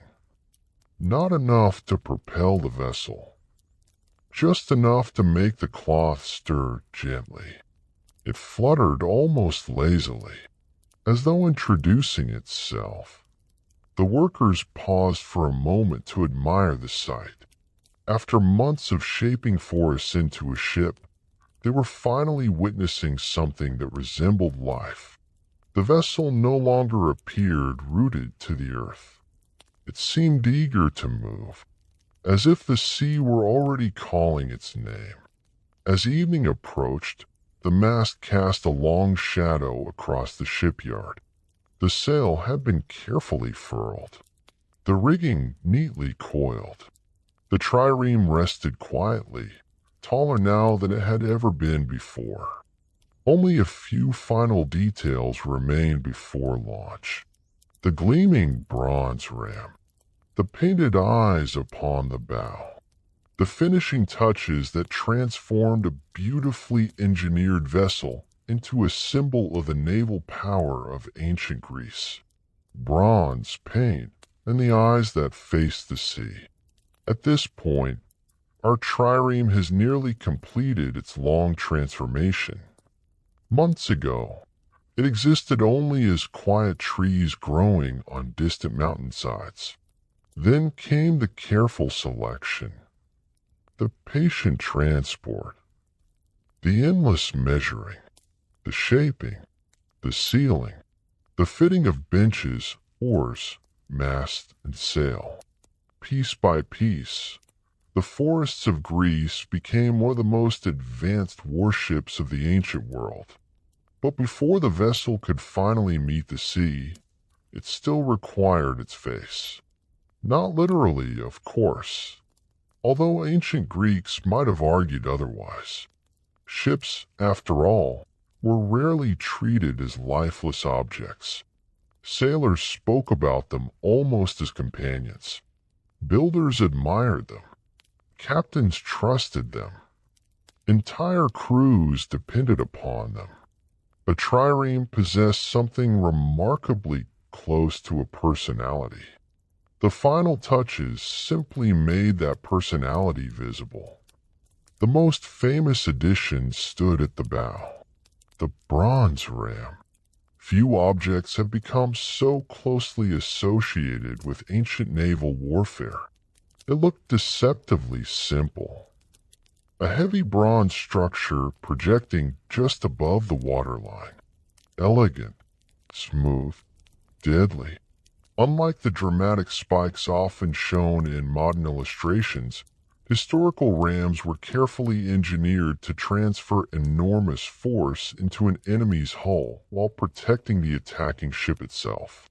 That required extraordinary craftsmanship. Metal alone could not accomplish the task. The hidden timber beneath remained equally important. Once again, the quiet forest supported history from behind the scenes. Bronze workers represented another group of specialists whose names history mostly forgot. Their workshops echoed with an entirely different rhythm from the shipyards. Instead of axes striking pine, hammers rang against glowing metal. Bellows breathed life into charcoal fires. Molten bronze shimmered inside carefully prepared molds. The heat must have been overwhelming during Mediterranean summers. One almost feels sympathy for the apprentices. Almost. Until remembering they were probably standing nearest the hottest furnace. Someone always receives the least desirable assignment. That tradition appears delightfully timeless. Bronze itself was a remarkable material. Created by combining copper and tin, it offered strength, durability, and resistance to corrosion far beyond what pure copper could provide. Obtaining those metals, however, required extensive trade networks. Copper might travel from one region, tin from another. Merchants carried ingots across seas and over mountains. Long before the ram reached the shipyard, countless journeys had already made it possible. Even a single piece of bronze reflected the interconnected nature of the ancient Mediterranean. Nothing truly existed in isolation. Casting the ram demanded astonishing precision. It had to fit perfectly over the carefully prepared wooden structure at the bow. Too loose, and impacts might shift it dangerously. Too tight, and installation became an exercise in collective frustration. One imagines master craftsmen repeatedly checking measurements while quietly wondering whether someone else had made an error. Not themselves, naturally. Surely someone else. Professional confidence has always been remarkably resilient. When finally installed, the bronze gleamed brilliantly beneath the sun. Freshly polished, it reflected flashes of golden light across the harbor. Visitors immediately noticed it. Children almost certainly stared. Experienced sailors, however, probably admired something different.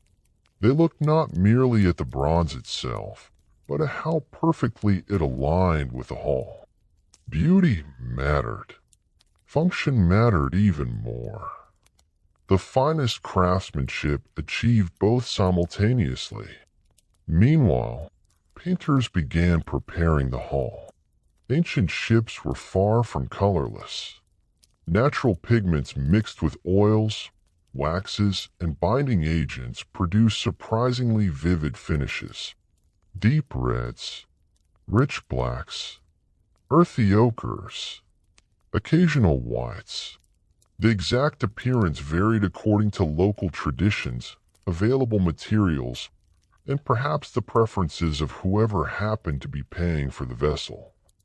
As is often the case throughout history, the person funding the project usually enjoyed a few opinions.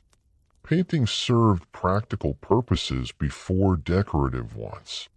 Protective coatings shielded timber from sunlight and moisture.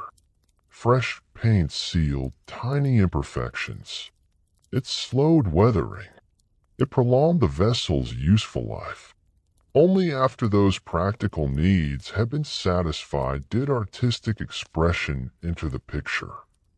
Ancient craftsmen rarely separated beauty from usefulness. The two comfortably shared the same brush. Perhaps the most famous painted feature appeared near the bow. Was large, watching, impossible to ignore. Modern observers sometimes find them charming, or slightly mysterious. Ancient sailors likely considered them something rather more serious. Throughout the Mediterranean, many cultures painted eyes on ships. Some believed they allowed the vessel to see its way safely across dangerous waters. Others viewed them as symbols of divine protection. Practical sailors may simply have appreciated tradition. Human beings rarely require only one reason for doing something. Imagine standing beside the trireme as the artist carefully painted those eyes. His brush moved confidently across the smooth wooden surface. Dark outlines first, then lighter details. Gradually, the ship acquired an expression. Not cheerful, not angry, alert, awake, ready. The transformation feels surprisingly powerful even today. Before the eyes, it is merely a ship. Afterward, it somehow feels like a companion preparing for a long journey. Perhaps our imaginations do most of the work. Or perhaps ancient sailors understood something difficult to explain. Other decorations remained relatively restrained. Unlike later royal warships overflowing with carved ornaments, Greek triremes valued efficiency. Every unnecessary addition increased weight. Every additional kilogram reduced speed. The vessel's elegance came primarily from its proportions rather than elaborate decoration. Long, low, graceful. Purpose shaped beauty more effectively than ornament ever could. That philosophy appeared throughout Greek architecture as well. Simple lines, balanced forms, quiet confidence. There is something wonderfully calming about such restraint. The ship's name, if already chosen, might now appear upon the hull. Names mattered.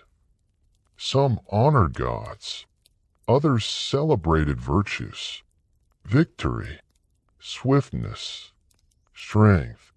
Occasionally cities themselves lent their names to important vessels.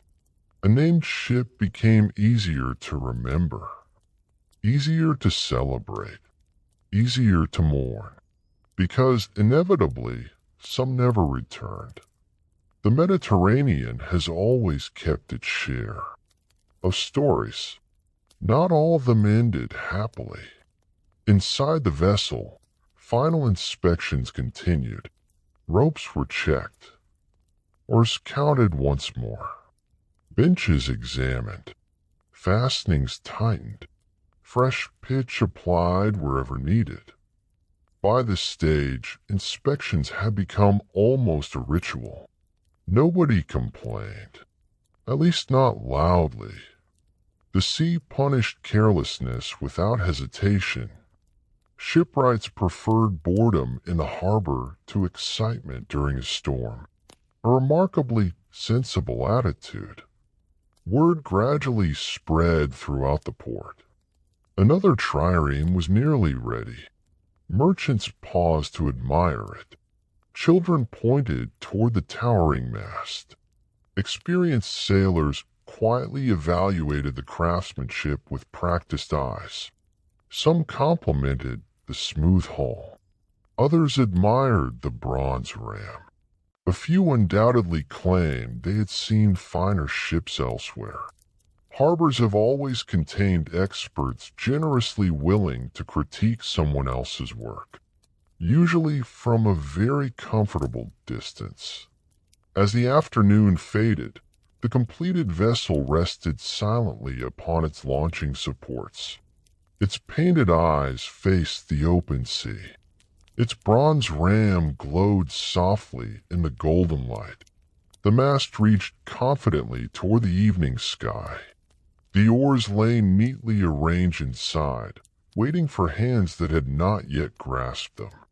Months of labor had brought the project almost to its conclusion. Yet the most important moment still lay ahead. A ship is not truly a ship until it touches water. Until then, it remains a beautiful promise. The day the forest finally floated. For months, the trireme has rested on land. Its keel has known only timber supports. Its bronze ram has reflected nothing more threatening than curious seagulls. Its painted eyes have stared patiently toward the harbor, waiting for the day when wood would finally meet water. That day has arrived. There is something deeply satisfying about watching a ship launched.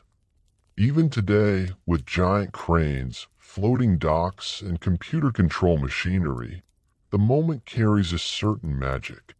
Now imagine witnessing it in ancient Greece. No diesel engines, no hydraulic systems, no steel cables humming under impossible loads. Just hundreds of experienced hands, carefully prepared wooden supports, thick ropes, simple machines, and a great deal of confidence earned through generations of practice. One also suspects there were a few quiet prayers. History has a habit of encouraging those. The harbor awoke earlier than usual. Long before the sun climbed above the surrounding hills, workers were already gathering near the shipyard. Some carried tools. Others inspected ropes one final time. The master shipwright walked slowly around the vessel, saying very little. He had spent months directing every stage of its construction. Now there's almost nothing left to improve. The ship would soon reveal whether all those careful decisions had been correct. It is an oddly vulnerable moment for any craftsman. There comes a point when work must stop. Perfection is no longer possible. Only testing remains. The launching area had been prepared well in advance. Heavy wooden rollers rested beneath the hull. Greased tracks stretched gently toward the sea. Animal fat, olive oil, sometimes mixtures of both. Whatever reduced friction most effectively. The goal was simple. Allow several dozen tons of carefully crafted timber to move gracefully instead of unexpectedly. Ancient engineers possessed a healthy respect for gravity, mostly because gravity had never shown them much mercy. The rollers themselves represented another quiet triumph of woodworking. Strong, round, smooth. Each one had to support enormous weight while turning freely beneath the ship. As the trireme advanced, workers continually retrieved rollers emerging behind the stern and hurried them to the front again. The process resembled a slow-moving conveyor belt built entirely from logs and determination. Simple ideas often become remarkably effective when enough experienced people cooperate.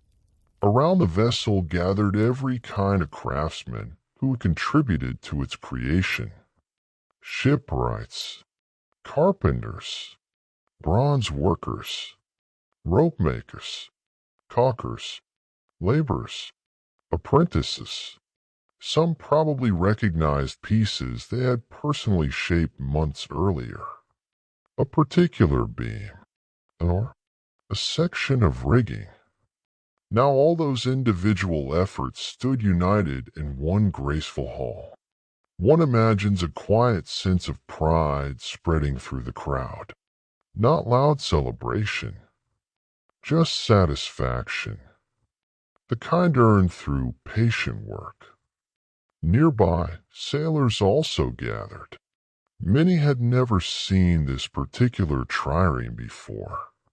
Soon, it would become their responsibility. They walked slowly around the hull.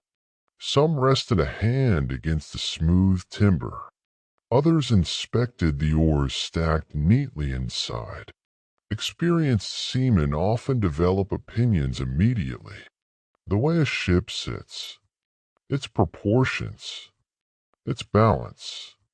Perhaps such judgments were accurate. Perhaps they were simply tradition.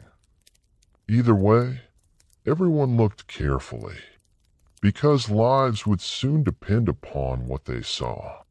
The signal finally came. Not dramatic, not accompanied by blaring trumpets. Just a clear command passed from one worker to the next. Ropes tightened. Wooden wedges disappeared from beneath the hull. Men leaned into thick hauling lines. Others watched the rollers closely. For a moment, nothing happened. The trireme remained perfectly still, an enormous wooden creation politely refusing to acknowledge human effort. Then, almost imperceptibly, it moved, just enough to make the nearest roller turn. A soft creaking echoed across the shipyard. Another command followed. More pulling, more careful adjustment. Slowly, gracefully, the ship began its journey toward the sea. No one hurried. There was absolutely no reason to. Months of craftsmanship could be destroyed in seconds by unnecessary haste. The master shipwright watched every movement with remarkable concentration. If the hull leaned unexpectedly, workers corrected it immediately. If a roller slipped out of alignment, everything stopped until the problem disappeared. Patience had built the ship. Patience would launch it too. Imagine the sounds. Timber gently rubbing against timber. The low murmur of coordinated voices. Ropes stretching under steady tension. Seagulls offering completely unrequested commentary from nearby rooftops. Somewhere beyond the harbor, waves continued rolling toward shore exactly as they had yesterday. The sea seemed entirely unimpressed. Ships came. Ships went. The Mediterranean had seen countless launchings before. It intended to see countless more. As the bow approached the water, excitement quietly spread through the gathered crowd. Not nervous excitement. Hopeful anticipation. This was the moment every builder secretly imagined from the first swing of the axe in the distant forest. The trees selected on a cool mountain morning. The difficult journey downhill. The careful shaping. The endless inspections. Everything had led here. One could almost draw an invisible line connecting that quiet hillside to the gentle waves now waiting only a few yards away. History rarely offers such satisfying circles. The bronze ram touched the sea first. Just barely. A gentle kiss between metal and water. Then the forward hull eased into the harbor. The trireme settled slightly. Not dramatically. Simply adjusting to a new world. Water embraced timber that had spent perhaps a century reaching toward the sky. Now it would spend the rest of its useful life floating upon the surface instead. Trees, it seems, can have remarkably interesting retirement plans. The stern remained on land for a few moments longer. The vessel balanced gracefully as more weight transferred into the water. Workers watched the hull carefully. Did it sit level? Did any unexpected leaks appear? Did everything behave exactly as generations of experience suggested it should? These first moments mattered enormously. Fortunately, careful craftsmanship usually rewards careful observation. The ship floated beautifully.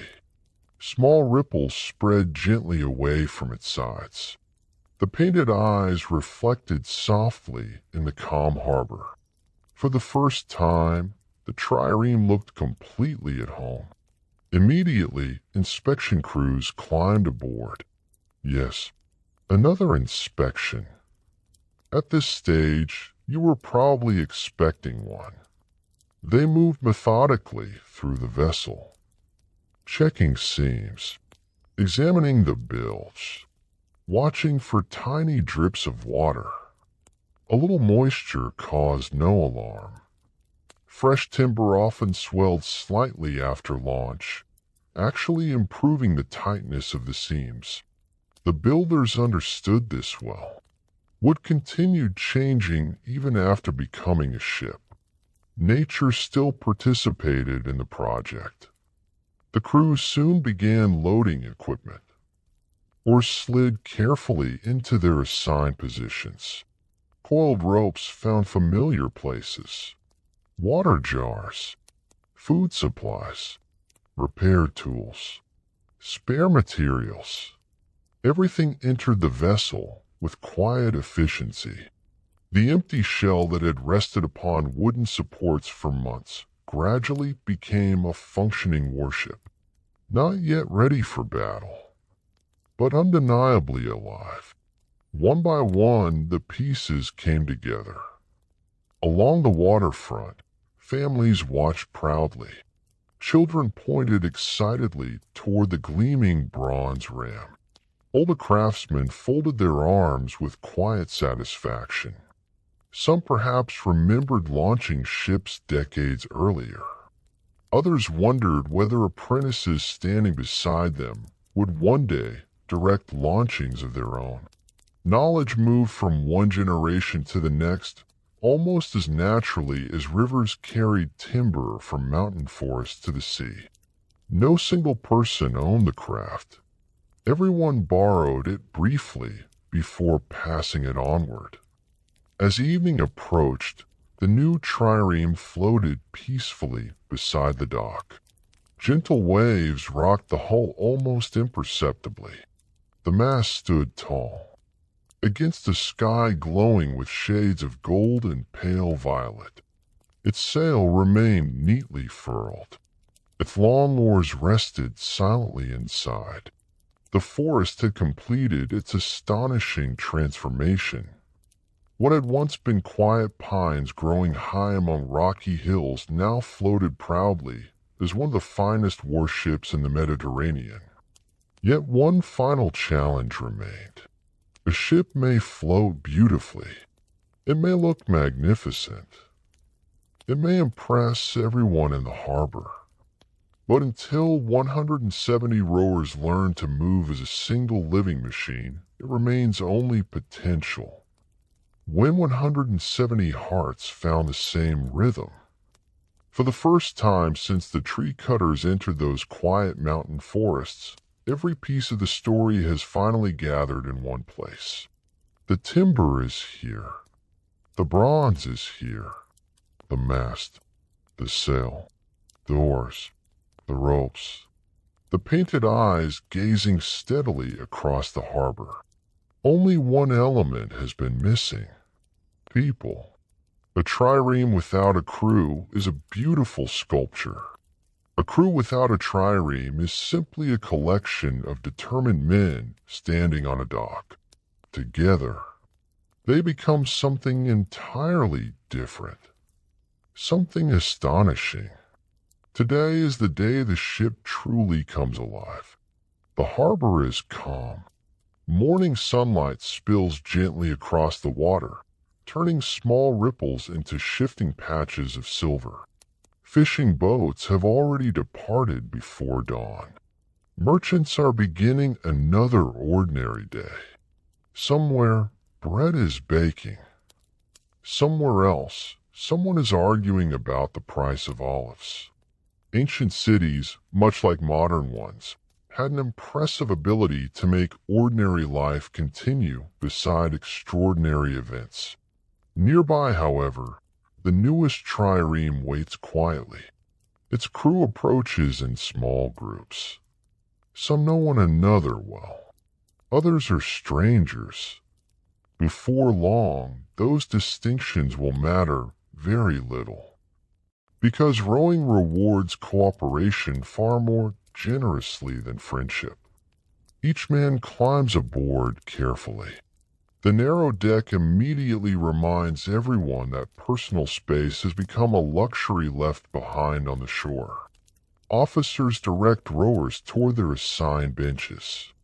Experienced sailors move confidently.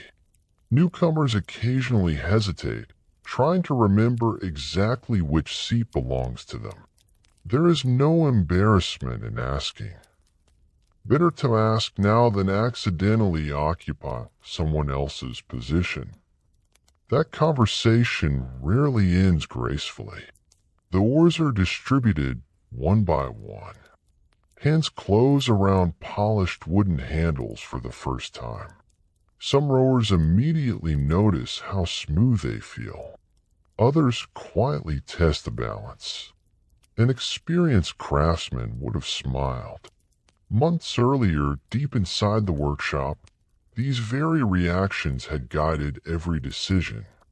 A well-made oar almost disappears into the rower's movements. It becomes less like a tool and more like an extension of the body itself. That is craftsmanship at its finest. When nobody notices your work because everything simply feels right. The rowing master walks slowly through the vessel. He says little. Mostly he observes. Posture, grip, distance between neighboring rowers. The position of every foot against its brace. Tiny corrections now prevent enormous problems later. One elbow moves slightly. One bench is adjusted. One or shifts a fraction outward. Nothing dramatic. Just careful refinement. The entire ship depends upon these tiny details. History often imagines greatness arriving through grand gestures. Usually, it arrives through hundreds of almost invisible improvements. The command finally comes. Prepare. 170 oars lift together. At least, that is the plan. Reality proves somewhat less elegant. A few oars rise too quickly. Others lag behind. Someone bumps his neighbor. Another accidentally lets the blade strike the hull with a dull knock. The rowing master sighs. Not dramatically. Just the weary sigh of someone who has witnessed this exact scene many times before. Every expert remembers being a beginner, even if they occasionally pretend otherwise. They try again. This time the movements are better. Not perfect, but better. The oars extend through their ports. Blades hover just above the surface. The harbor grows unusually quiet. Even the gulls seem briefly distracted. Then comes the command. Pull. 170 blades enter the water. Not quite together, but close enough. The ship barely moves. That is entirely expected. Learning rhythm takes time. No forest grows overnight. Neither does an efficient rowing crew. Again. Recover. The oars swing forward. Pull. This time the movements align more closely. The vessel glides gently ahead. A faint wake appears behind the stern. Tiny ripples spread outward across the calm harbor. For the first time, the trireme moves under its own power.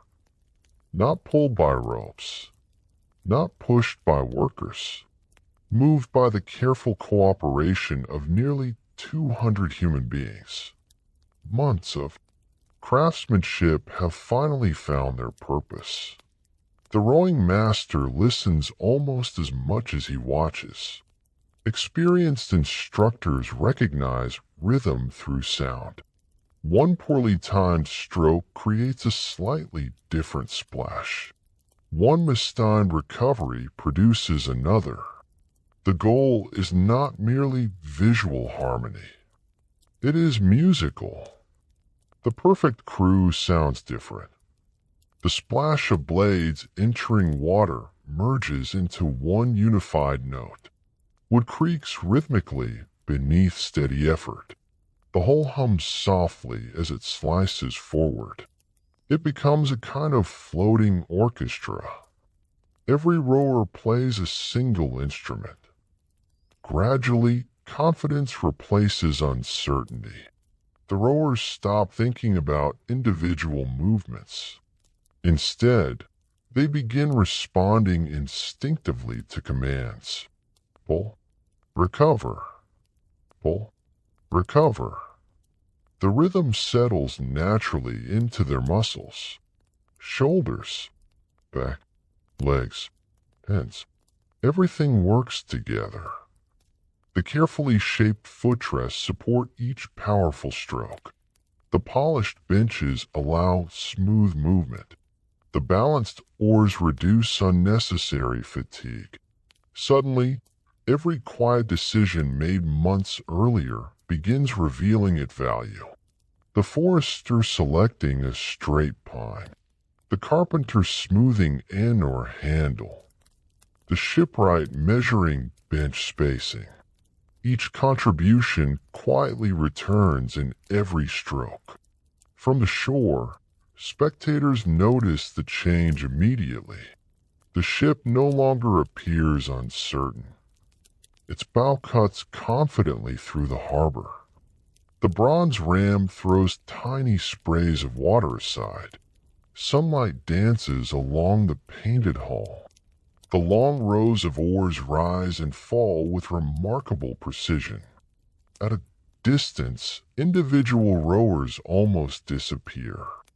Only the movement remains. The vessel seems alive, almost breathing. There is something hypnotic about watching perfect synchronization. Perhaps that is why people still gather to watch rowing races thousands of years later. Some forms of beauty never become old-fashioned. The officers now order a gradual increase in speed. The rhythm quickens, not dramatically, just enough to test both crew and ship.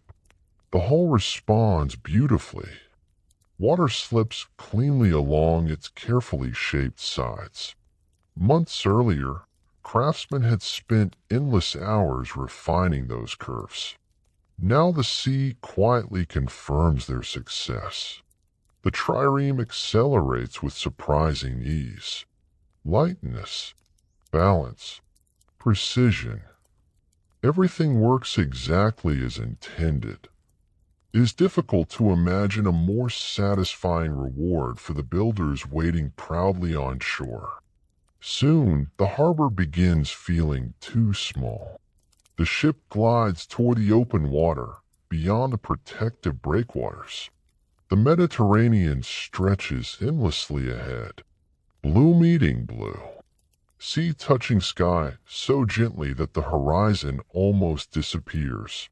This is where the trireme belongs, not resting beside workshops, not balanced upon wooden rollers. Out here, moving, always moving. The forests that once stood motionless upon distant mountains have become something wonderfully restless. The crew continues rowing steadily, not racing, simply learning. The rowing master makes occasional corrections. A slower stroke here, a stronger pull there. Patience remains the lesson of the day. Ships, like forests, reward those willing to let skill grow naturally. No amount of shouting can replace experience. Ancient instructors undoubtedly understood that, though one suspects they occasionally shouted anyway. Old habits die remarkably slowly. As the sun climbs higher above the sea, the trial draws toward its conclusion. The rowers rest their oars. The sail is briefly raised to catch a gentle afternoon breeze. The trireme glides quietly across calm water, almost effortlessly now. The builders watch from the harbor until the vessel becomes a graceful silhouette against the shimmering horizon. Their work is finished.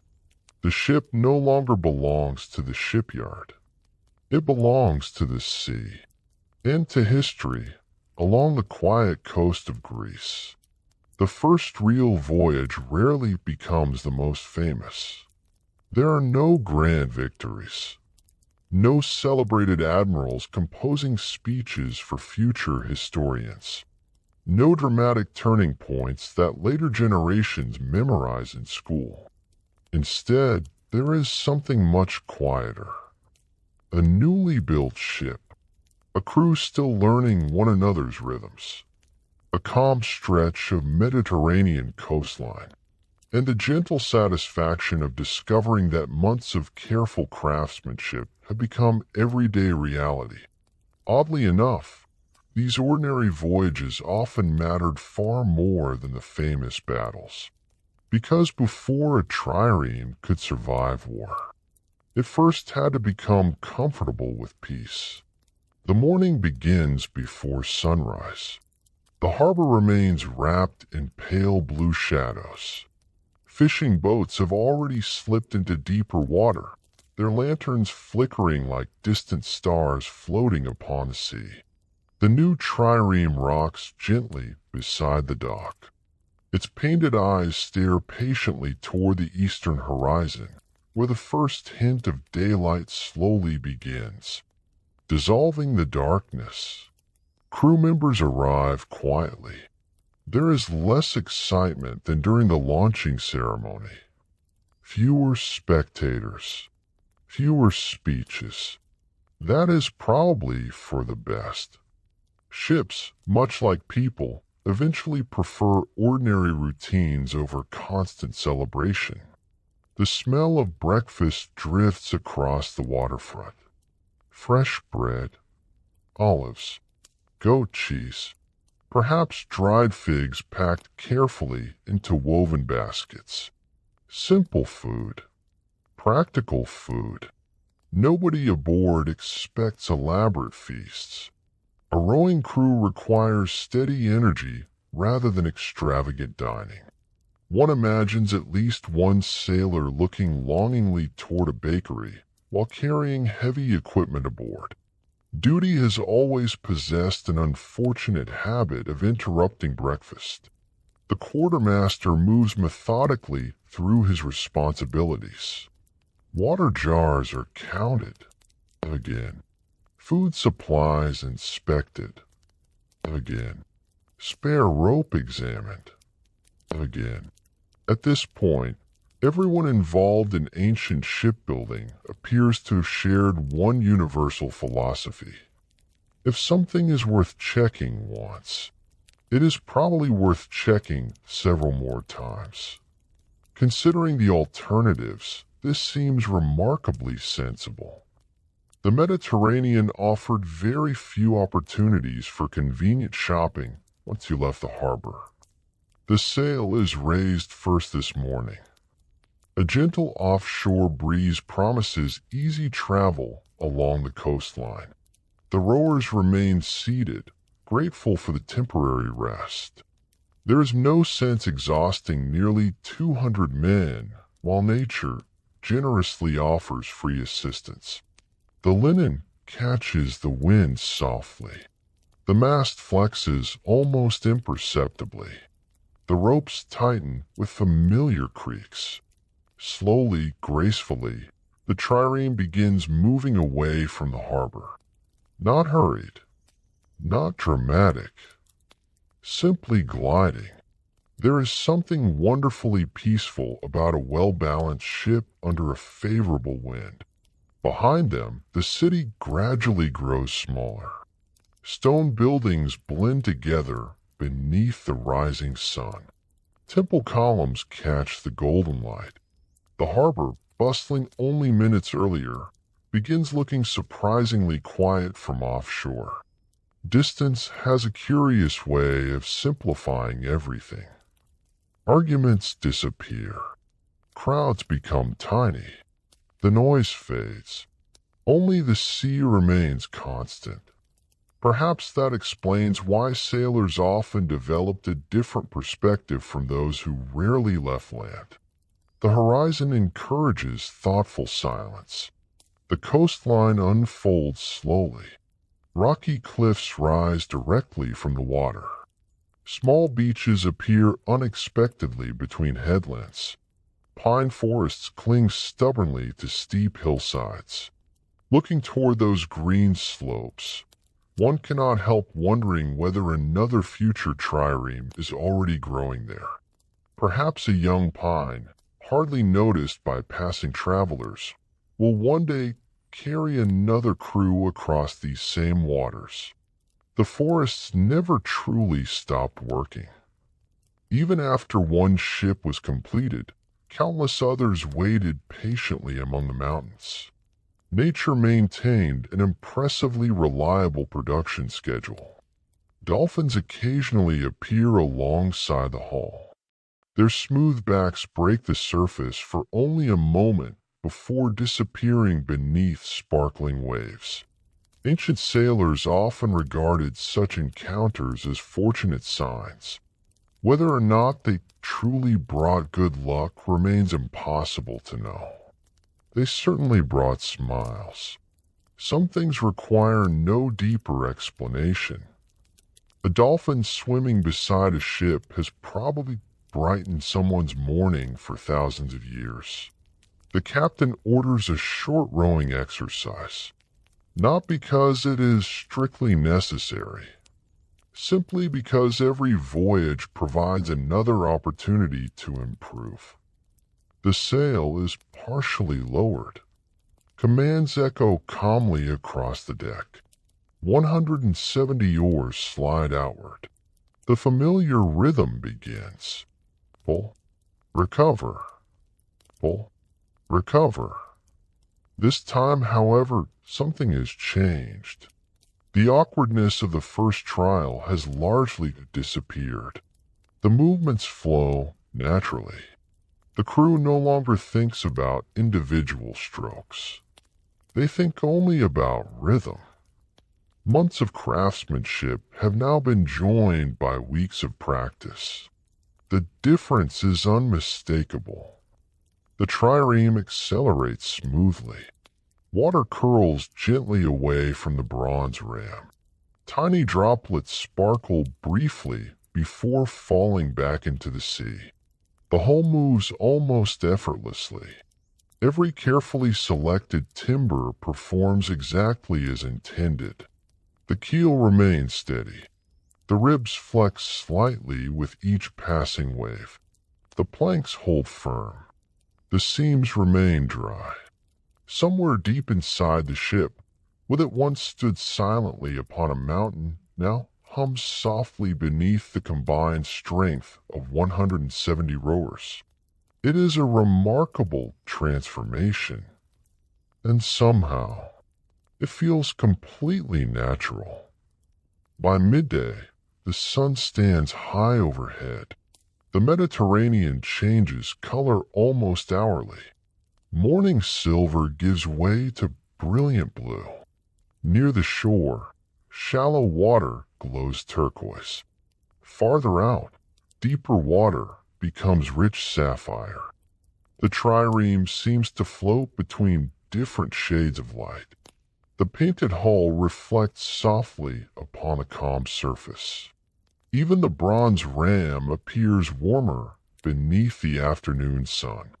One begins to understand why ancient poets struggled to describe this sea.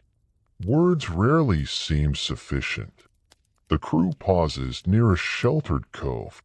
Anchors splash quietly into the clear water. The sail is furled. Oars rest once more. Lunch is simple. Bread, olives, dried fish, water mixed with a little wine. Nothing luxurious. Yet after hours spent beneath the Mediterranean sun, it probably tastes magnificent. Hunger has always been one of history's finest chefs. Some sailors stretch tired muscles upon the narrow deck. Others inspect the rigging. A few quietly repair tiny signs of wear before they become larger problems. Maintenance never truly ends. A ship constantly reminds its crew that care today prevents hardship tomorrow. The builders understood that. Now the sailors learn it as well. Ownership carries responsibilities, even for beautifully crafted things. As afternoon slowly drifts toward evening, the voyage continues along the coastline. Villages appear briefly before disappearing behind rocky headlands. Goatherds high upon hills occasionally stop to watch the passing warship. Children wave enthusiastically from small fishing beaches. Fishermen pause in their work for just a moment, following the elegant vessel with experienced eyes. A newly built trireme remains an impressive sight, not because of extravagant decoration, but because everyone understands the skill required to create it. Even those who never set foot aboard can appreciate what months of patient labor have accomplished. The breeze softens as sunset approaches. The sail hangs more quietly now. The rowers once again take their places. Their oars enter the water almost simultaneously. No hesitation, no confusion, only rhythm. The forest, the craftsmen, the sailors, and the sea now work together as though they always had. The transformation is complete. The quiet pine trees chosen so carefully many months ago have become something far greater than timber. They have become movement, purpose, endurance, a living partnership between nature and human hands, the forest that became history. As the sun sinks slowly toward the western horizon, the Mediterranean becomes quieter. The breeze softens. The waves grow smaller. Even the gulls seem less interested in arguing with one another. Our trireme glides peacefully across water that reflects streaks of gold, amber, and pale violet.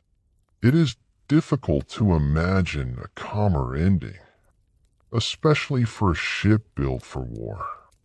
And perhaps that is the greatest irony of all. For all the attention historians give to famous naval battles, roaring bronze rams, and desperate crews locked in combat, most triremes spent far more time doing something much less dramatic. They sailed. They trained. They carried messages. They patrolled coastlines. They waited quietly in harbors. History remembers the loud moments. Life is mostly made of quiet ones. Tonight, as our journey comes to its gentle conclusion, it feels only fitting to remember the quiet people whose work made every famous voyage possible. Think back to where our story began. Not in Athens, not aboard a fleet, not during a battle, but in a forest, a place where nobody could possibly have predicted which tree would one day become part of a ship remembered by history. The foresters certainly hoped he chose wisely. The woodcutters trusted his judgment. The oxen patiently hauled the heavy trunks downhill. River currents carried them toward the coast. Each step seemed ordinary. No single moment appeared especially important. Yet remove any one of them, and the ship never exists. History often resembles a woven cloth.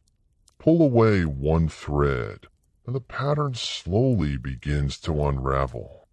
The master shipwright rarely received public celebrations. His reward came in quieter ways.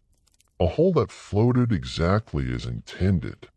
a crew that trusted his work without ever meeting him, a captain who reached home safely because hidden joints held firm beneath countless waves.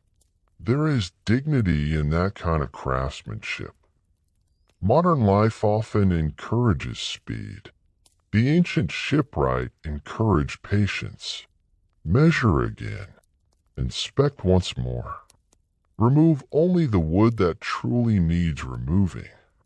Accept no shortcuts, because shortcuts have an unfortunate habit of appearing later, usually when the sea is least forgiving.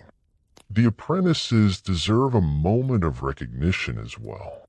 They swept floors covered in curls of fresh pine, carried tools from one end of the yard to the other, fetched water, sharpened blades, held beams steady while experienced hands worked. Most days probably felt repetitive, perhaps even dull. Yet every master had once stood exactly where they stood, watching, listening, learning. Great traditions survive because someone quietly accepts the responsibility of beginning at the bottom. There is something deeply reassuring about that. Then there were the foresters, patient men walking through mountain valleys long before sunrise, studying bark, examining branches, running rough hands across trunks that had grown for generations. They knew every hillside, every change in soil, every place where winter winds produced stronger timber.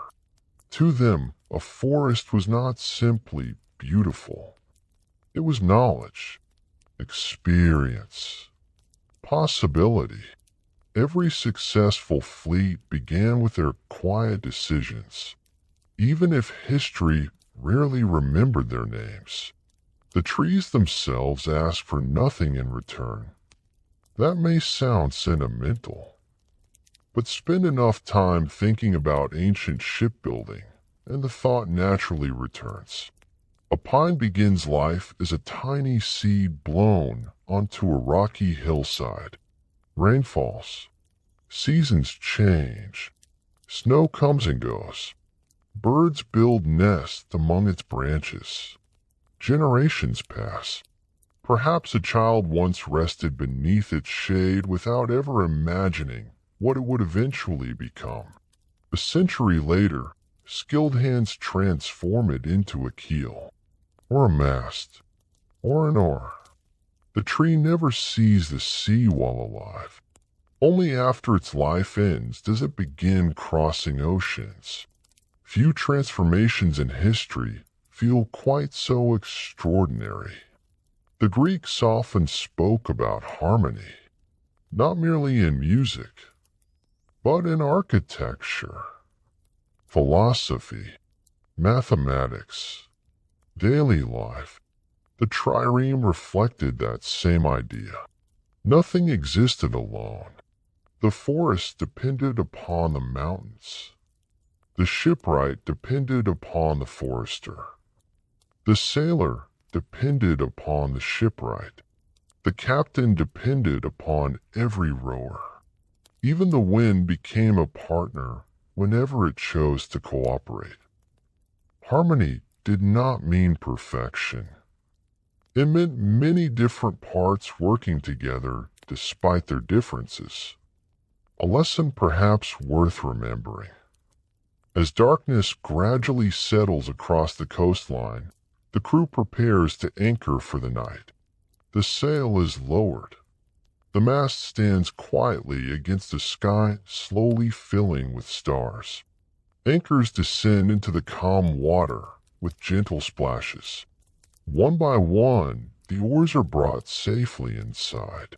Lanterns cast warm circles of light across the deck. The day's work has ended. Tomorrow will bring another voyage, another coastline, another sunrise over the Mediterranean.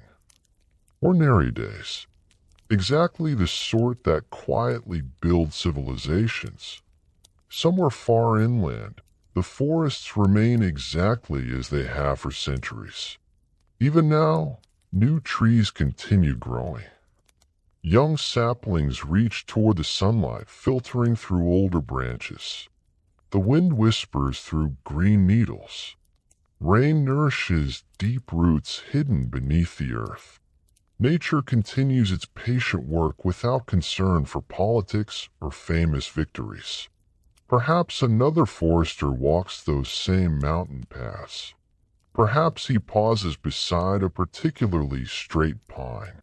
He studies its shape, smiles almost imperceptibly, then continues walking, thinking, planning.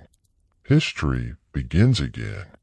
When we read about ancient Greece today, we naturally remember philosophers, generals, poets, and statesmen.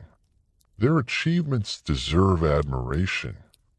Yet alongside those familiar names stood thousands of people whose work rarely appeared in written records. Woodcutters, carters, rope makers, pitch burners, blacksmiths, weavers, caulkers, apprentices. Their hands shaped the world just as surely as any famous speech or military victory. Without them, marble temples would have remained unfinished. Merchant ships would have stayed in harbor. War fleets would never have left the dock. History belongs to ordinary people more often than it admits.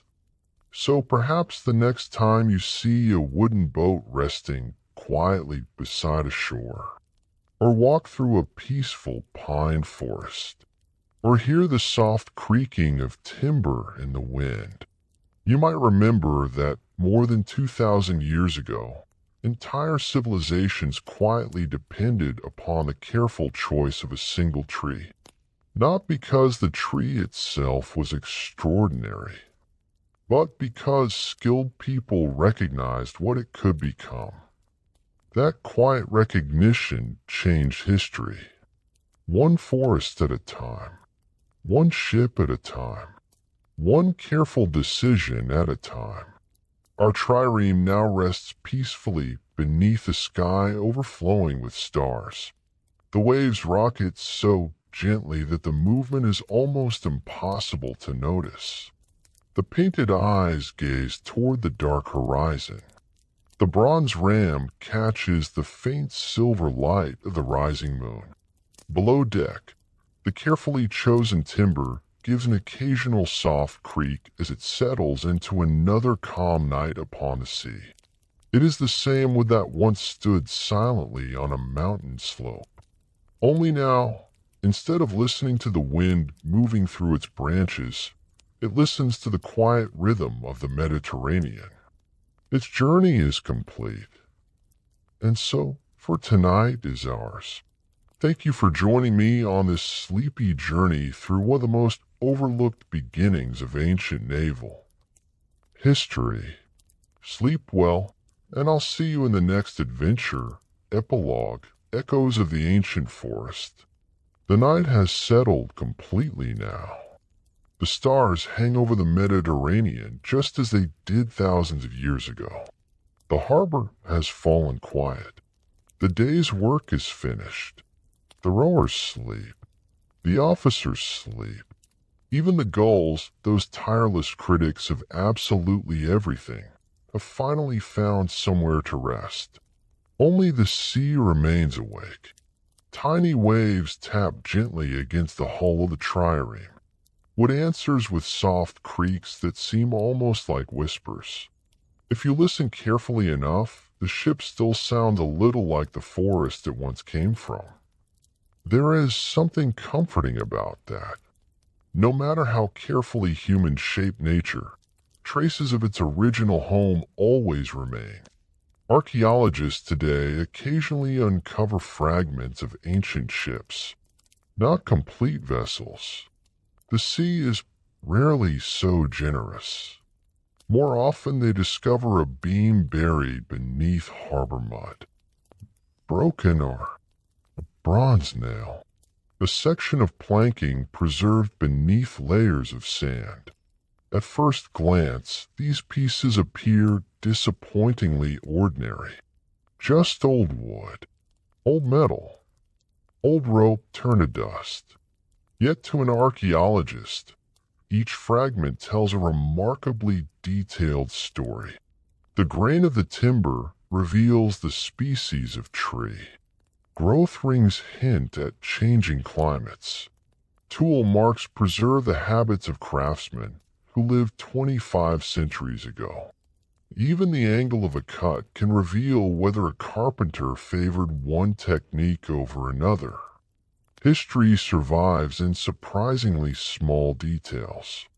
Sometimes researchers can even identify where particular trees once grew. Mountains leave subtle signatures inside wood. Climate, rainfall, soil, years of drought, years of abundance. The forest quietly records everything. Centuries later, patient scientists read those records almost as carefully as the ancient foresters once did.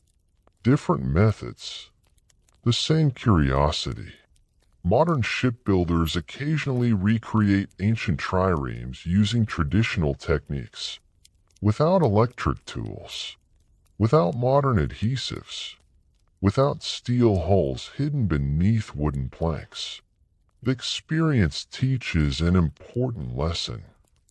Ancient shipbuilding was far more sophisticated than many people imagine.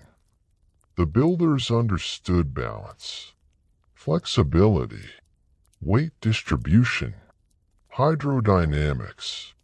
They may not have described these ideas using modern engineering vocabulary, but they certainly understood them through observation. The sea had been their classroom for generations. Its examinations were famously difficult. These modern reconstructions also remind us just how physically demanding a trireme truly was. Even trained athletes discover that synchronized rowing requires extraordinary discipline. 170 people must think almost as one. A single mistake spreads through the entire rhythm. An ancient naval victory depended not merely upon courage, but upon cooperation. Perhaps that deserves even greater admiration. The forests of Greece have changed over the centuries. Empires have risen. Empires have disappeared. Roads have replaced old mountain paths. Cities have expanded. Harbors have shifted. Yet many familiar landscapes remain. Pine trees still sway above rocky hillsides. The scent of warm resin still drifts through the summer air. The wind still carries the sound of distant waves. Stand quietly beneath those trees today, and with a little imagination, it becomes surprisingly easy to picture ancient foresters walking the same paths, looking upward, judging straight trunks, planning ships that did not yet exist. There is a quiet lesson hidden inside their work. The greatest achievements often begin long before anyone notices them. A tree spends a century growing before becoming useful to a shipbuilder. An apprentice spends years learning before becoming a master. A fleet spends decades developing before changing history. Modern life often celebrates speed. Ancient forests gently suggest another approach. Growth first, results later. Patience before glory. Perhaps that is why stories like this remain strangely comforting. They remind us that history is not only a collection of battles and kings, it is also a collection of careful choices. Someone sharpened the tools. Someone braided the rope. Someone carried water. Someone selected exactly the right pine on exactly the right hillside. None of those moments seemed world-changing at the time. Together, They changed the world. The moon now climbs higher above the Mediterranean. Its silver light stretches across calm water until sea and sky almost become one. Our trireme rocks gently at anchor. Tomorrow it may patrol distant islands, escort merchant vessels, carry ambassadors, or perhaps someday, reluctantly, sail toward battle. Whatever its future holds, its foundation will always remain the same. Quiet forests, patient hands, careful craftsmanship. History. Sleep well, and I'll see you in the next adventure. Epilogue. Echoes of the ancient forest. The night has settled completely now. The stars hang over the Mediterranean just as they did thousands of years ago. The harbor has fallen quiet. The day's work is finished. The rowers sleep. The officers sleep. Even the gulls, those tireless critics of absolutely everything, have finally found somewhere to rest. Only the sea remains awake. Tiny waves tap gently against the hull of the trireme. Wood answers with soft creaks that seem almost like whispers. If you listen carefully enough, the ship still sounds a little like the forest it once came from. There is something comforting about that. No matter how carefully humans shape nature, traces of its original home always remain.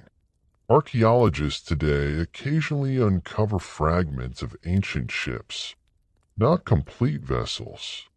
The sea is rarely so generous. More often they discover a beam buried beneath harbor mud, broken or a bronze nail, a section of planking preserved beneath layers of sand. At first glance, these pieces appear disappointingly ordinary. Just old wood, old metal, old rope turned to dust. Yet to an archaeologist, each fragment tells a remarkably detailed story. The grain of the timber reveals the species of tree. Growth rings hint at changing climates. Tool marks preserve the habits of craftsmen who lived 25 centuries ago. Even the angle of a cut can reveal whether a carpenter favored one technique over another. History survives in surprisingly small details. Sometimes researchers can even identify where particular trees once grew. Mountains leave subtle signatures inside wood. Climate, rainfall, soil, years of drought, years of abundance. The forest quietly records everything. Centuries later, patient scientists read those records almost as carefully as the ancient foresters once did. Different methods, the same curiosity. Modern shipbuilders occasionally recreate ancient triremes using traditional techniques, without electric tools, without modern adhesives, without steel hulls hidden beneath wooden planks. The experience teaches an important lesson. Ancient shipbuilding was far more sophisticated than many people imagine. The builders understood balance, flexibility, weight distribution, hydrodynamics. They may not have described these ideas using modern engineering vocabulary, but they certainly understood them through observation. The sea had been their classroom for generations. Its examinations were famously difficult. These modern reconstructions also remind us just how physically demanding a trireme truly was. Even trained athletes discover that synchronized rowing requires extraordinary discipline. 170 people must think almost as one. A single mistake spreads through the entire rhythm. An ancient naval victory depended not merely upon courage, but upon cooperation. Perhaps that deserves even greater admiration. The forests of Greece have changed over the centuries. Empires have risen. Empires have disappeared. Roads have replaced old mountain paths. Cities have expanded. Harbors have shifted. Yet many familiar landscapes remain. Pine trees still sway above rocky hillsides. The scent of warm resin still drifts through the summer air. The wind still carries the sound of distant waves. Stand quietly beneath those trees today, and with a little imagination, it becomes surprisingly easy to picture ancient foresters walking the same paths, looking upward, judging straight trunks, planning ships that did not yet exist. There is a quiet lesson hidden inside their work. The greatest achievements often begin long before anyone notices them. A tree spends a century growing before becoming useful to a shipbuilder. An apprentice spends years learning before becoming a master. A fleet spends decades developing before changing history. Modern life often celebrates speed. Ancient forests gently suggest another approach. Growth first, results later. Patience before glory. Perhaps that is why stories like this remain strangely comforting.